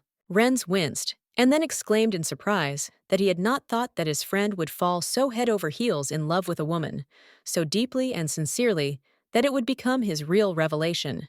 Continuing to work on the documents, Fervin agreed that he would attend the event the following week, would arrive there with his wife, as required by the decree of the emperor himself, and everything should be prepared properly. His pen hand trembled, and he paused for a moment, aware of the importance of what he had just written, as if the words themselves had a special meaning. The man asked his friend again who would be at the upcoming celebration, which was supposed to take place very soon, since he was interested in what kind of people would attend this important event. It turned out that one of the candidates for the Duke's wife would be at the event, namely Stella, a charming and young lady whose presence added a special touch of intrigue to this event. Fervin spent his entire childhood alone in an abandoned mansion, abandoned by his parents, and this isolation left a deep mark on his soul, shaping his outlook on the world and his relationships with people.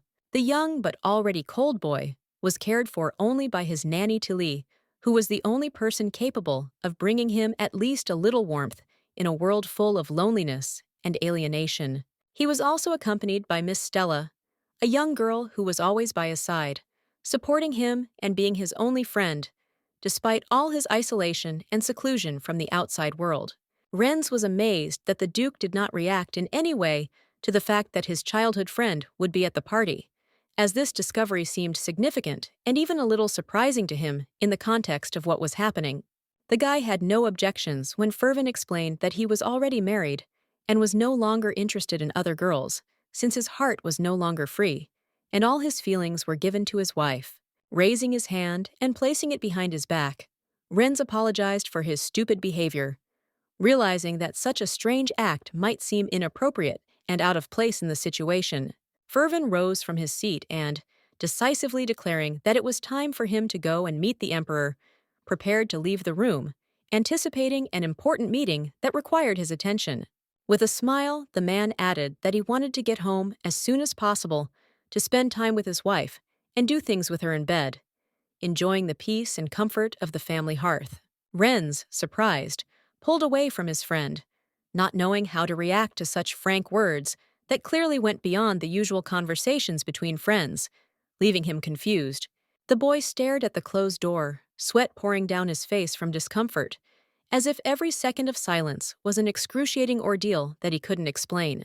With a very sad expression on his face, Renz muttered that apparently Lady Irvin had really changed a lot, since her behavior and words began to surprise him, becoming something new and unusual for his perception. Tilly insistently repeated that the lady should have at least once met the gentleman's gaze, which, in her opinion, would have helped to establish the atmosphere of the meeting and made her understand the importance of this moment. The maids helped the lady dress as beautifully as possible to seduce the master, confident that this would help to achieve what she wanted, and also so that the lady could conceive a child from him, as the female role required. The girl screamed indignantly when she heard such a discussion among the maids, not believing her ears that such things could be the subject of discussion, and that someone dared to speak about it out loud. Tilly reassured the lady by assuring her that she had prepared a special musk for her, which, according to her, was supposed to help improve her mood and give her confidence in the future. Tilly's niece, all embarrassed, carried a bag on a tray from which a strange smell emanated, causing everyone present to bewilder and slightly uneasy due to the unusual aroma around. Tilly took the bag from her relative, sternly ordering her to stop sniffing the lady's gift, as it was completely inappropriate, and she should no longer show curiosity about this strange substance. With a mean grin, the maid told her mistress that this bag would bring her not only a special smell, but also indescribable sensations that she might not even suspect. Irvin, unable to bear such a statement, turned away sharply, putting her hands in front of her, as if trying to fence herself off from everything that was happening, and resolutely refused to accept such a strange and suspicious gift. However, the maid did not listen to her mistress's will. With a stubborn expression on her face, she literally shoved the bag under Irvin's long skirt, leaving her no chance to refuse this gesture. Teely, satisfied with the execution of her plan, grinned widely, turned away, and without further ado, walked away, satisfied that she had done her job, not paying attention to the reaction of her mistress. The woman was going to ask her niece to bring rose water for the lady to freshen the air in the room, but unfortunately, her request was not fulfilled, as the niece had already gone somewhere, leaving her in difficulty and without help. Marian, like a wild March cat, suddenly pressed herself against her mistress's skirt, not hesitating to leave traces of drool on the exquisite fabric, as if this was her only desire. Closeness to her object of desire. Teely, outraged by the indecent behavior of her relative, was forced to discreetly but decisively push Marian away from the young lady, trying to stop this unwanted and frankly indecent contact and restore order in the room. The maid, as if anticipating her next step, was ready to return and again grab the hem of the Duchess's dress in order to sniff with greedy curiosity and passion this alluring scent that attracted her without memory and tempted her. Nothing could stop the girl, and despite all the circumstances, she resolutely headed back to Irvin, step by step approaching her, as if she was reaching for the light that beckoned her, leaving no doubt in her determination. Irvin was by far the most beautiful lady, whose radiance could outshine even the brightest stars in the sky, and her beauty was almost unearthly, and it seemed that the very atmosphere around her was filled with light, reflecting her magnificence and grace. The head maid's niece, with curiosity in her eyes, noticed that the mistress so rarely attended meetings with other aristocrats, and this intrigued her more and more, because in her eyes, Irvin always remained a mystery, hiding more than she showed. Teely, lost in thoughts about the upcoming important event, quietly muttered under her breath, thinking about how much trouble the preparation would require.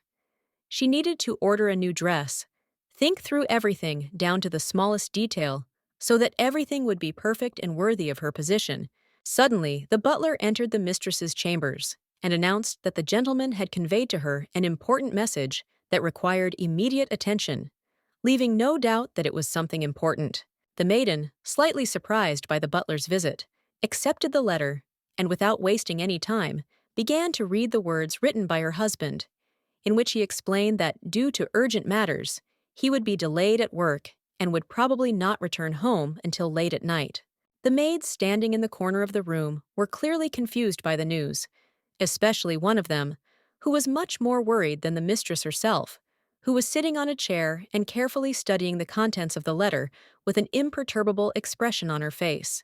The lady breathed a sigh of relief when she realized that she would not have to spend the night in the same bed with her husband, and her soul suddenly felt lighter, as if a burden had been lifted from her shoulders, because the coming night now promised to be much calmer. The beauty's face twisted in disgust when she noticed how confused the maids were, as if this scene caused a feeling of incomprehension in her, because she was not used to seeing such weakness in her subordinates. The servant, having accepted the words of praise from the mistress, modestly folded her hands in front of herself, feeling how pleasant it was to hear recognition for the work done, because it gave her confidence in her abilities and strengthened her faith in her usefulness. Rising from her seat, Irvin, flashing a new golden dress, loudly announced that she was going to take a walk in the garden, and her words sounded like orders, with her characteristic confidence attracting the attention of everyone present. Teely, wanting to keep her company, immediately offered to go together, but Irvin, barely looking at her, coldly replied that it would be enough for her to walk alone, leaving Teely perplexed and making her feel useless. The servants who were watching what was happening were unhappy with this arrangement, because, in their opinion, the master was paying too much attention to the emperor, forgetting about his wife, which could not help but cause hidden discontent in them. The empress had already given birth to 2 girls, but despite this, Duke Sebel was appointed heir to the state, which caused many questions and disputes among the courtiers, as many were expecting the appearance of a son to continue the dynasty. The maid's niece, worried about this situation, cautiously expressed her opinion, stating that if the ruler did give birth to a son, he would probably become the future emperor, replacing the duke on the throne in the future.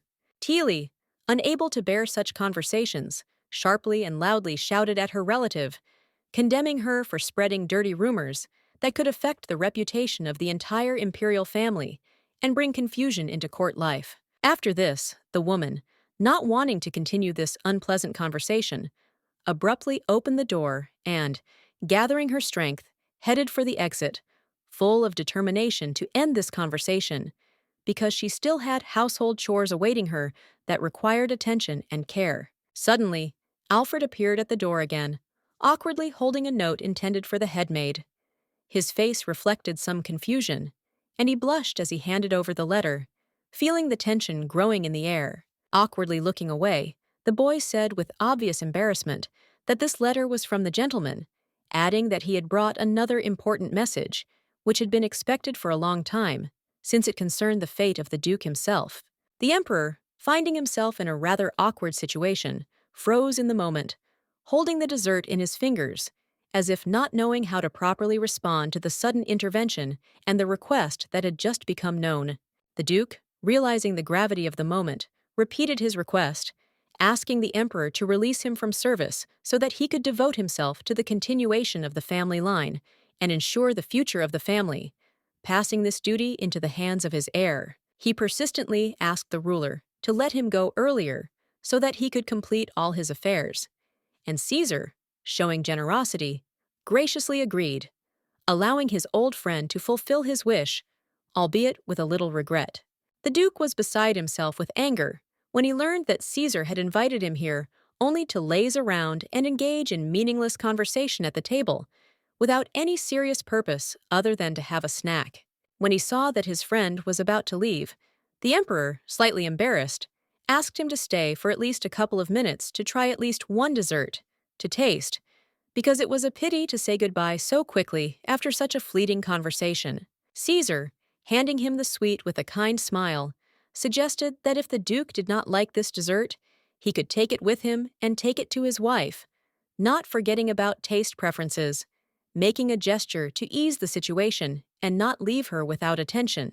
The plates, with only empty spaces and small crumbs left on them, became a testimony to the end of the meal, as if a reminder of how quickly this dinner had passed, leaving only a feeling of lightness and satiety. The family of the rulers of the empire was quite satisfied after a delicious meal, from which only empty dishes remained, and no one bothered to leave the slightest piece of food. Everyone was full and immersed in their cozy world, forgetting about the rest. With a smile, Caesar noticed how his friend had indeed changed a lot, and there was a slight irony in his voice, as if he was surprised at how events and time could change people so much, leading them to completely new states. Evening came, and in the darkness the maids, as ordered, searched throughout the entire territory of the house, not finding even a hint of a place where the mistress could be. Searching the yard and the street, they anxiously watched every step, since the mistress had disappeared during the day. Suddenly, Irvin appeared unexpectedly, leading his horse, and, with obvious bewilderment, asked Tilly what was going on, because judging by his tone, the situation was clearly beyond the ordinary.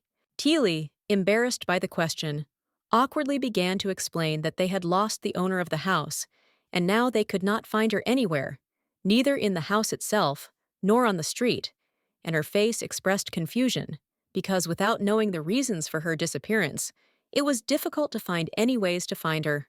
The aristocrat, completely overcome with horror and anxiety, froze in place. His heart sank with anxiety when he learned that his wife had disappeared, and no thought could calm him down at that moment, because the disappearance of a loved one is always scary and unpredictable. It had all happened only a few hours ago, when it was still light and daylight was in the yard, filling everything around with a warm light. Then, it seemed, there was not the slightest sign of trouble, and everything was going on as usual. But now it seemed distant and impossible. The beauty, walking so easily and freely through the garden, enjoyed nature and silence, absorbing all the harmony around her, breathing in the fresh air, when in her soul, despite her external carelessness, there was not the slightest suspicion that her life would soon change. However, in her thoughts, there was only one person, her wonderful husband, like a prince, who was always her support, her inspiration, and who seemed to her ideal in every sense, her love, which seemed to be unshakable. Trying to get rid of the obsessive thoughts, Irvin, not realizing how much anxiety was taking over her, shook her head sharply, as if wanting to throw off the heavy thoughts. She tried to concentrate, trying to find the strength in herself not to lose control of the situation. Clenching her hand into a fist at her chest, she reminded herself of her main goal: to become a good wife, to fulfill all her duties, and, no matter how bitter it was, to peacefully separate from her husband, forgetting about everything that once connected them. Suddenly, Irvin's gaze was drawn to a small house that was hidden in the shadow of the garden, as if hidden from prying eyes, as if the garden itself wanted to hide it from unwanted views. It was a small wooden room, almost invisible among the tall bushes and greenery, which by its location seemed to invite Irvin to come closer and solve its mystery. The girl, driven by strong curiosity, could not resist the temptation to enter the house, quietly opened the door, and once inside, immediately noticed the simple furniture, which, despite its modesty, still attracted attention with its neatness. Looking around and seeing no signs of life, she asked loudly, addressing the emptiness of the room, if anyone was there, but her voice received no answer. Only echoes of silence returned to hers. There was not a single person inside, but in the corner of the room there was a small bed, and next to it a wooden table, which with its simple but solid appearance seemed to complement the atmosphere of comfort and peace, despite the loneliness of this place. Deciding that it would be better to return to the garden, the girl decided to postpone the conversation about the strange house until better times, deciding that later there would be a more convenient moment to share her impressions of that place with Teelise. However, her thoughts were suddenly interrupted by a glance that fell on a small black kitten sitting motionless near the chair. Its fluffy fur and quiet presence caught the girl's attention. Approaching the animal, the lady leaned towards it with a soft expression on her face, showing genuine sympathy and carefully asking if the poor thing had lost its mother, feeling the helplessness of the little creature. The kitten looked amazingly cute. His big green eyes looked a little wary, and despite his sad expression, he remained incredibly charming. Smiling widely, Irvin made the decision to stay with the animal and calmly said that she would wait here next to him until his mother returned, confident that she had made the right choice. Soon evening came, and the sky gradually turned a warm orange hue, giving everything around a magical, peaceful light, as if the world itself was waiting in anticipation of something special. Teely, searching hard for her mistress in the garden, shouted loudly that she had brought a new letter from the master, her voice echoing throughout the quiet space, attracting the attention of everyone around. Suddenly, her gaze fell on the barn, from which two black cats ran out. One was larger, the other smaller, and both looked at her warily, as if realizing that they could become part of some important event. The woman, noticing the cats, began to swear loudly, shouting at them, accusing them of having again gotten into the house without any reason, not understanding how they had found a way to get in there again. The maid, hearing the noise, opened the door with a frowning expression on her face, deciding to check if these animals had caused any disorder inside, and her steps were cautious and her gaze wary. However, to her surprise, inside she found the sleeping mistress, who had fallen asleep carefree right on the floor, her whole body relaxed and her expression peaceful, as if she had simply rested, not noticing that she was on the cold floor. Teely, noticing her mistress, immediately rushed towards her, loudly exclaiming in panic, worried about her condition. The female voice was full of anxiety and concern, as if she felt that something was wrong. The woman's hand froze in the air. Her fingers did not have time to touch the object, as she, feeling that the moment had come, thought, and something insidious flashed in her eyes, forcing her to stop for a moment. The woman herself, after thinking for a second, suddenly came to the conclusion, with a sly smile, that her plan to bring the young gentleman closer was indeed a good one. She knew that this step could not only dispel the tension, but also create opportunities for the future. The Duke, watching his nanny's sinister smile, felt a chill of fear run down his spine. His eyes anxiously followed her every movement, not understanding what exactly she was planning. As if nothing had happened, the maid calmly told the Duke that the lady probably wanted to spend the night with him in a more intimate setting, not wanting the servants to witness this. Her voice sounded confident, as if it was completely natural. The man, stunned and amazed, froze in place, unable to understand what exactly was happening, and what an amazing feeling had taken hold of him, causing him to stand in a complete stupor. Irvin wasted no time in hurrying into the barn, quickly opening the door, and his gaze immediately turned inside, where he saw something that made his heart clench in surprise. There, in a dark corner, Irvin was sleeping on the cold floor, and despite the late night, her peaceful sleep was not disturbed by anything, and her very condition caused him anxiety and tenderness at the same time.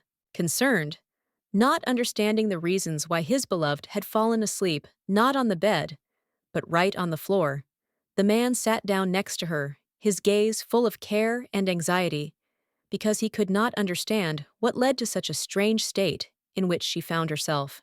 The lady, lying in her restless sleep, looked truly charming. Her small mouth was slightly open, and her long eyelashes, like invisible swings, gently touched her skin, which gave her face an expression of serenity and innocence. While no one could see him, the man could not contain his desire, and, unable to contain his emotions, he loudly said his wife's name, feeling how this simple word, spoken out loud, made his heart beat faster, as if bringing him back to reality. His hand shook as he thought Irvin was starting to wake up. Her movements, though barely noticeable, made his heart beat faster, and he froze, trying not to disturb this quiet moment. The lady, lightly rubbing her eyes, slowly woke up from her sleep and soon opened her eyes, realizing that she had woken up in a completely unfamiliar place. Her thoughts were vague, and her body was still drawn to rest.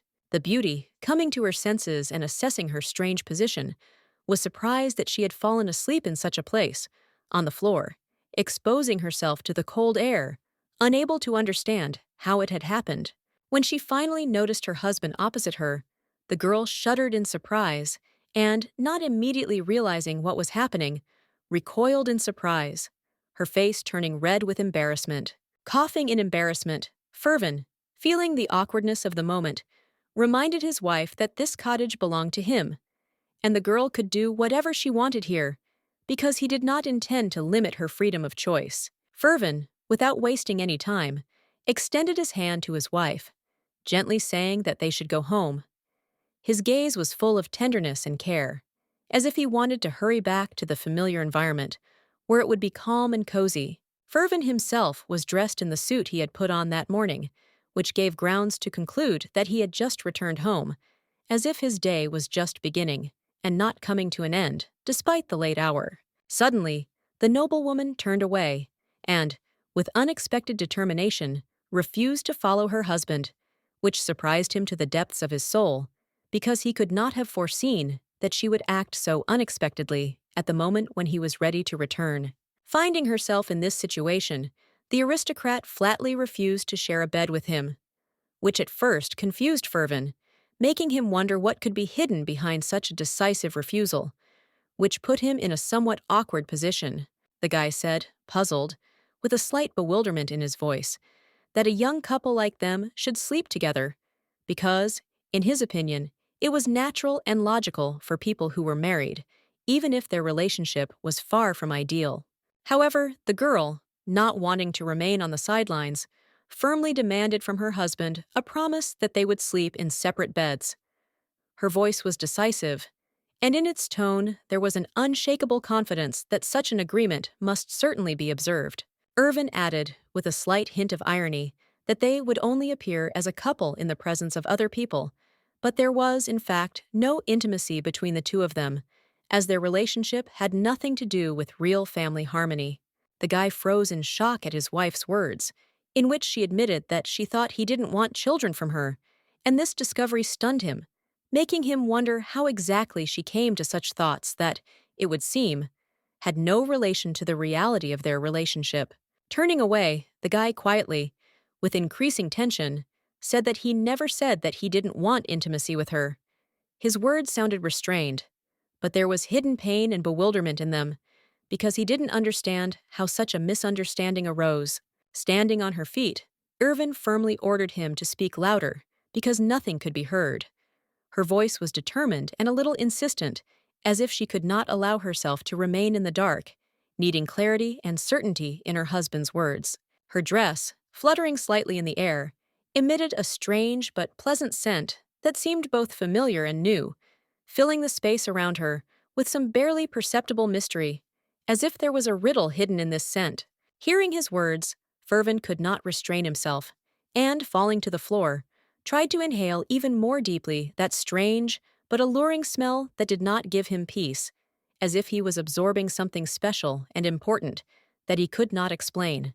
The boy was covered in sweat, feeling his body fill with a strange wave of heat, and the blush on his cheeks betrayed his embarrassment and confusion, when all his feelings suddenly overflowed and became difficult to control, as if every breath was a struggle. Suddenly, unable to contain his emotions any longer, the man hugged his wife tightly, pressing her to him with such force that it seemed as if he wanted to merge with her into one whole, unable to tear himself away from her presence, absorbed only in her image. His hands were clutching the woman's black strands of hair with such force that it seemed as if he couldn't let go, and his teeth were clenched tightly as if he was trying to hold on to the last remnants of control, unaware of how the feelings were taking over him, almost paralyzing his mind.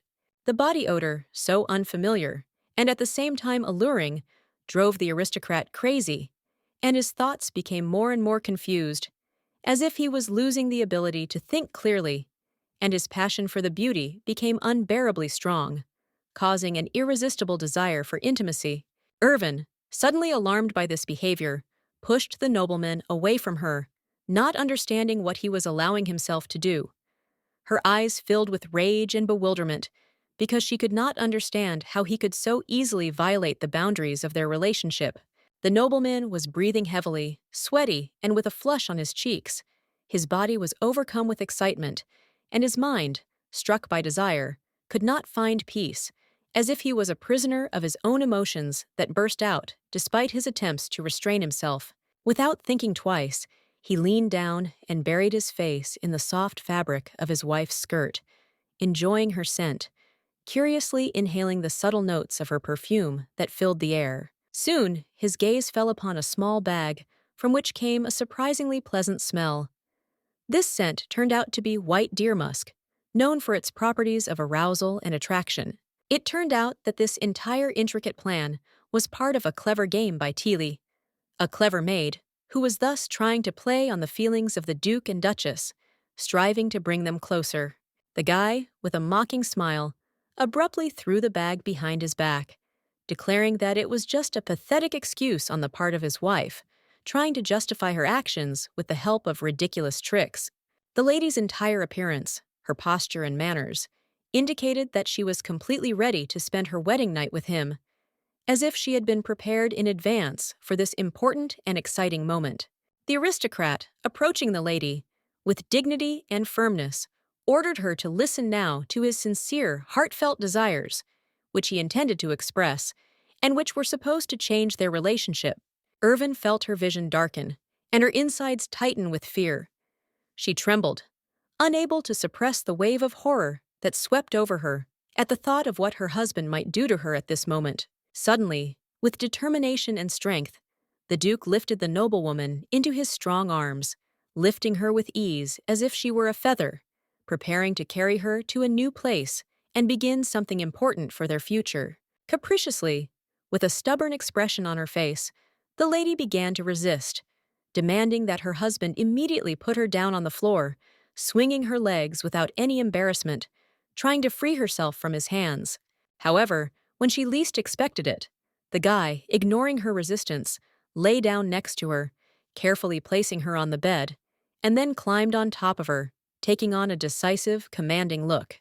He did not react to his beloved's words in any way, but only quietly approached the soft skin, continuing to move forward, while the girl herself, all red with embarrassment, could not contain her excitement, feeling the closeness of his body. Fervin, hearing the lady's words that others would soon be looking for her, moved away, breaking away from her a little, as if afraid of the consequences of this warning. However, it turned out that Irvin was extremely unhappy with the place where the Duke decided to take her and make love, because she expected that their intimate moments would take place in more suitable conditions. The nobleman, hearing such an accusation, was extremely indignant. He cried out furiously, insulted at being called an animal, and his eyes filled with anger and resentment. An argument ensued between the couple, with each trying to defend their point of view, and no one seeming to give in, adding to the tension that reigned between them. Suddenly, the white shirt was easily and almost effortlessly removed from his shoulders, casually thrown to the floor, as if it no longer mattered, because all attention was focused on what was happening at that moment. Irvin's skin flushed with excitement as her gaze couldn't tear itself away from the handsome and seductive sight that was unfolding before her, as if her husband was becoming even more attractive in this tense moment. Approaching her lips, the husband, not hiding his emotions, with a slight mockery, but at the same time with complete seriousness, declared that she was the first to provoke him to such actions, forcing his behavior to go beyond the limits of normal restraint. After which, having calmed down a little, he added that every day he fought with himself, restraining his desires that raged so strongly inside, and now that all this had accumulated, he could no longer resist what was happening between them. In the original, there were no such feelings, such deep experiences and worries, when the Duke, having decided to take a new wife, easily and without unnecessary hesitation got rid of the old one, as if she no longer had any significance in his life. Irvin, looking her husband straight in the eyes, sincerely admitted that her only desire was to simply live with him peacefully, without all these complex intrigues and conflicts, not demanding anything more from life, only peace and harmony. The nobleman, hearing these words, seemed to be petrified in shock and incomprehension, because for him it was a real blow to realize that the lady so openly trusted him, believing that he would believe her words and feel her sincerity. Suddenly, it started raining outside the window, pouring and powerful, with thunder and thunder that seemed to reflect the tension that reigned in the air between them, as if nature itself had responded to their difficult conversation. The lady's stomach suddenly growled with hunger, and the man, catching this signal, stood up from his seat, deciding to go get a bag of food to satisfy her needs and prolong their communication, which seemed to bring them closer together. Irvin insisted that they continue the conversation, despite the interruption of hunger, but a loud and slightly embarrassed sound from her stomach made her shut up, reminding her of how inexorably time was dragging on. And so the moment came when the young couple sat at the table, opposite each other, devouring desserts, enjoying each bite as a symbol of their shared, albeit brief, peace and warmth that they found in each other. The guy was pleased that he had managed to find something suitable for her in this strange and seemingly completely unremarkable barn. Food that could at least slightly satisfy her hunger and allow them to continue their quiet but important pastime. The red liquid, as if filled with life force, slowly poured into the glass, its bright color sparkling in the dim light, filling the atmosphere with sensual anticipation. Irvin, without resistance, gratefully accepted the glass of wine. Her lips touched the rim, and she took the first sip, enjoying its taste, which warmed her from the inside and made her feel a certain lightness in this moment. With a smile that hid love and tenderness, the handsome man watched his beloved with pleasure. His gaze was full of warm admiration, and he could not take his eyes off her sweet face, which reflected sincere joy. The man's hand, with long and graceful fingers, was extended forward, as if inviting her to something new, tender and perhaps even more intimate, but without violating that thin boundary between them, which was full of respect. The man's laughter, genuine and cheerful, sounded when he noticed where the manners of the perfect wife were, because her mouth was covered in cookie crumbs, as if she could not cope with this simple treat. Embarrassed and slightly confused, the lady turned to justify herself and began to complain, claiming that the cookies were so delicious and fragile that it was impossible to eat them without leaving crumbs. The Duke himself, without changing his expression and with firm determination in his voice, insisted that they had to sleep in the same bed, because for him it was an obvious and natural step, but his words clearly upset his wife, causing her slight displeasure. The girl tried to regain her former calm, but her husband calmed her down, promising that he would not force her to do anything and would not commit any shameful acts, which calmed her down somewhat, but left a slight tension in her soul. Recalling the main character, Irvin said that in reality, people can always find support and comfort in their loved ones, in someone who understands and loves them, and that it should always be like this, with someone who is close to the heart. These words outraged the guy to the depths of his soul, and he jumped up from his seat, loudly indignant, not believing that she could think that he had another partner, his face distorted with indignation, and his eyes flashed with rage. Ignoring her flushed cheeks, her husband's gaze remained dark and intense, and his mouth was pressed into a hard line, reflecting all the rage and discontent that he was trying so hard to contain inside.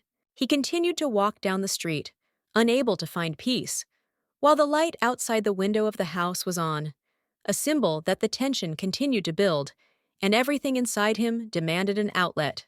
In the barn, the stove continued to crackle and consume the wood, radiating a warmth that seemed so contrasting and cozy, while in the house there was an anxious and tense atmosphere.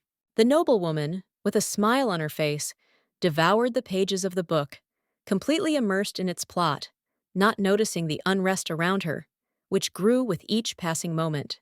There was a thunderstorm raging outside, lightning flashed brightly in the sky, and the weather was terrible, as if nature itself was reflecting the storm of emotions raging in the house, increasing the tension in the air. Irvin, like a good husband, lay calmly in bed, waiting for his wife.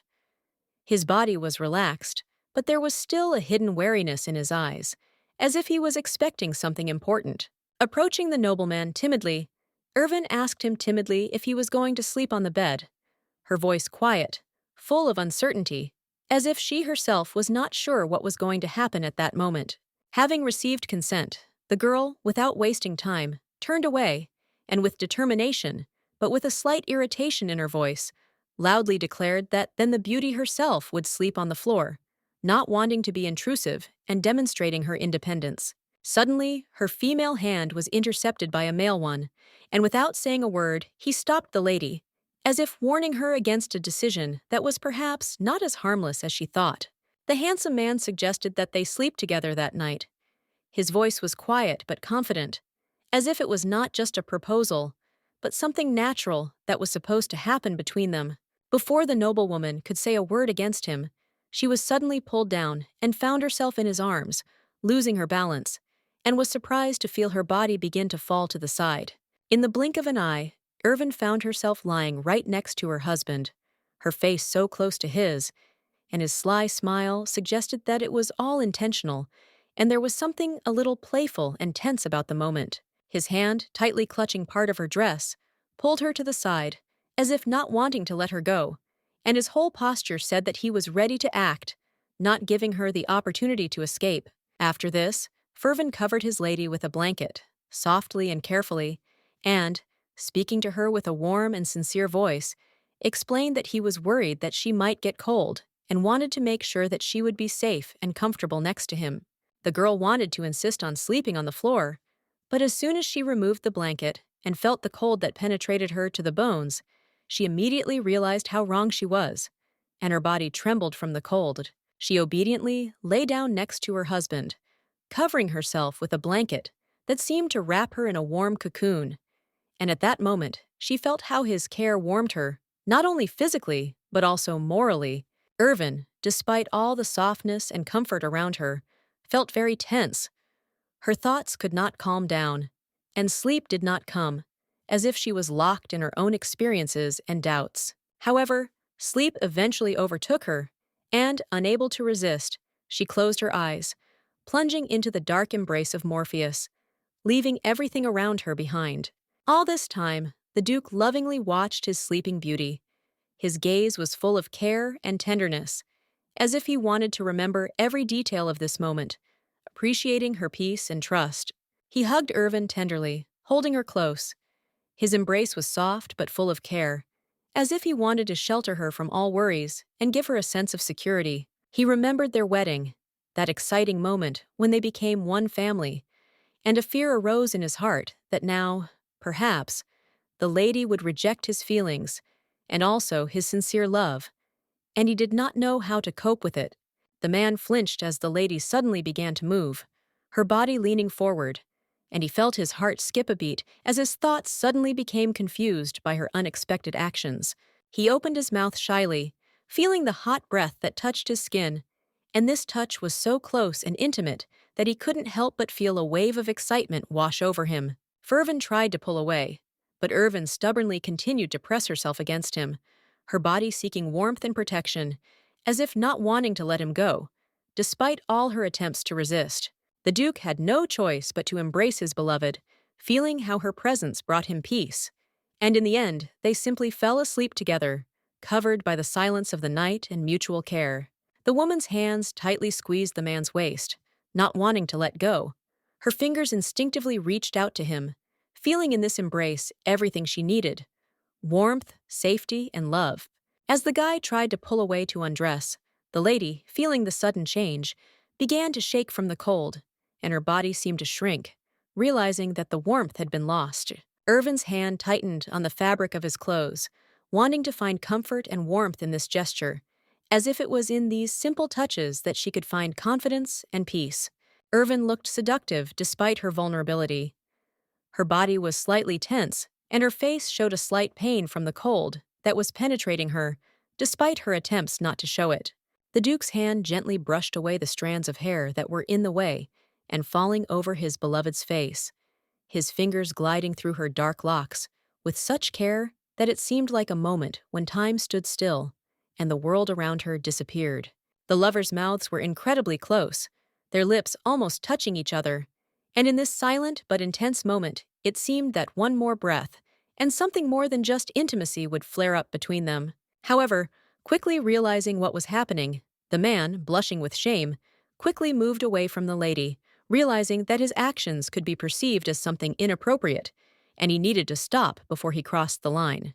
The man lay on his side, turning away from his wife, trying to hide his inner embarrassment. He didn't want to be the one to break her trust, not wanting to do anything that could be called dirty or unworthy. Unable to resist, Irvin tenderly hugged his wife, wanting to warm her with his warmth and care, feeling how her body gradually relaxed in his arms and how anxiety and tension began to go away. Previously, this woman seemed cold and unapproachable, as if hiding all her emotions behind a protective barrier, as if hiding them behind a fan, not allowing anyone to see her true essence. But now she had changed, like a beautiful, confident, yet fragile flower blooming in the morning sun. She had become warm, soft. Her smile was sincere, and the kindness in her eyes was captivating. Lying in bed with his wife, the man quietly confessed his love to her, his words full of tenderness and sincerity, as if he wanted every confession to be imprinted in her heart forever. The beautiful estate, the fountain, the flowers, all these images seemed to be part of their world, which he created for her, a world filled with harmony and love, where there was no place for pain or regret. Irvin woke up in a soft bed, rubbing her eyes with her hand from sleep. Her body was not yet fully awake, but the light warmth emanating from Irvin helped her to finally wake up and feel the comfort of this new, loving world. After blinking a few times, Irvin saw Tilly standing in front of her, bowing her head in respect and watching her with mild curiosity. The maid greeted the lady quietly. Her voice was soft, but there was genuine concern and respect in it, as if she had been a part of this family for a long time. The noblewoman shook her head in surprise, not understanding how she ended up in the bedroom, because she clearly remembered how she fell asleep in the barn, among the cold night air and shadow. It turned out that Irvin had personally carried his wife back into the house, putting her to bed, carefully covering her with a blanket, and despite his worries, he could not leave her in the cold. Tilly stood nearby, watching the moment with quiet admiration and attention, seeing how the husband cared for his wife, how he laid her down tenderly, showing how deep his love and devotion ran. The maid literally glowed with happiness.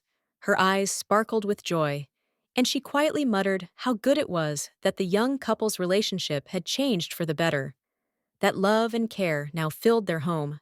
The lady's hands suddenly clenched tightly on the fabric of the blanket, and her body trembled with anger and discontent, recalling the conversation with her husband in which they discussed her behavior in front of the elders.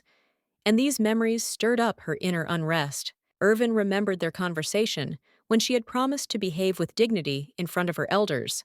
But despite her words, she felt how difficult it was to maintain that image when her feelings began to conflict with her duties. The noblewoman clutched her head in horror, her thoughts suddenly becoming confused, and she realized that Tilly probably thought that there had been intimacy between her and the Duke, which only added to her inner chaos and shame. A broad smile appeared on the maid's face. Her eyes sparkled with curiosity and amusement, and everything that was happening seemed to her to be something incredibly interesting and exciting, as if she were witnessing a great secret. With a bright blush on her face, the woman said that the lady should not worry, because now the Duke no longer left her alone at night, and her situation became much calmer, feeling the care of her husband and his presence nearby. The lady almost burst into tears when she heard that, as soon as Irvin had sorted out his political affairs, he would visit her constantly, and these words filled her soul with both happiness and slight anxiety for the future. Irvin wondered if her husband wanted children purely out of duty, to fulfill his obligations to the family, or if he had a personal desire to become a father, and this thought haunted her, making her wonder about the depth of their relationship. Suddenly, Teely started talking about how the help had apparently played a role and the bag of scent had been useful, adding a strange note to the conversation that Irvin couldn't quite understand. The girl was angry, embarrassed, and wanted to say everything she thought about such help, because this situation clearly threw her off track and made her feel awkward and vulnerable. Irvin, watching what was happening, thought that perhaps Tilly was trying to seduce him, because their faces were too close, and the tension in the air began to be felt with every second. Suddenly, Tilly's niece burst into the room, calling loudly for her aunt, her voice sounding impatient, as if she brought important news, and her appearance broke the silence, attracting the attention of both ladies. The girl apologized for her rude behavior, but hastened to inform that she had arrived with an important announcement that could not be delayed. And her serious tone made Irvin and Tilly wary, waiting to hear what news she brought. Tilly and Irvin froze in surprise when they heard that the lady was finally expecting her wife to come for a fitting after 2 weeks, and this unexpected information immediately attracted attention, causing excitement and questions about what this could mean. The girl answered the maid that she herself had heard for the first time that they would go to the famous Madame's clothing store, and her words emphasized her surprise, since this news was absolutely unexpected for her. The maids, hearing where they were going to go, froze in shock, their mouths open in surprise, because the shop of the famous Madame was considered a place for very wealthy and influential people, and they could not believe that their mistress was going to visit it. Both of their faces simultaneously broke into smiles, causing Irvin to flinch away, feeling uncomfortable in the situation. Madame Burton was the very clever woman who sewed exclusively for the imperial family, and her skill was unrivaled in the kingdom. Irvin blushed at the thought that her faithful and kind husband had hired such an expensive and world-famous dressmaker for her, and a feeling of awkwardness overcame her.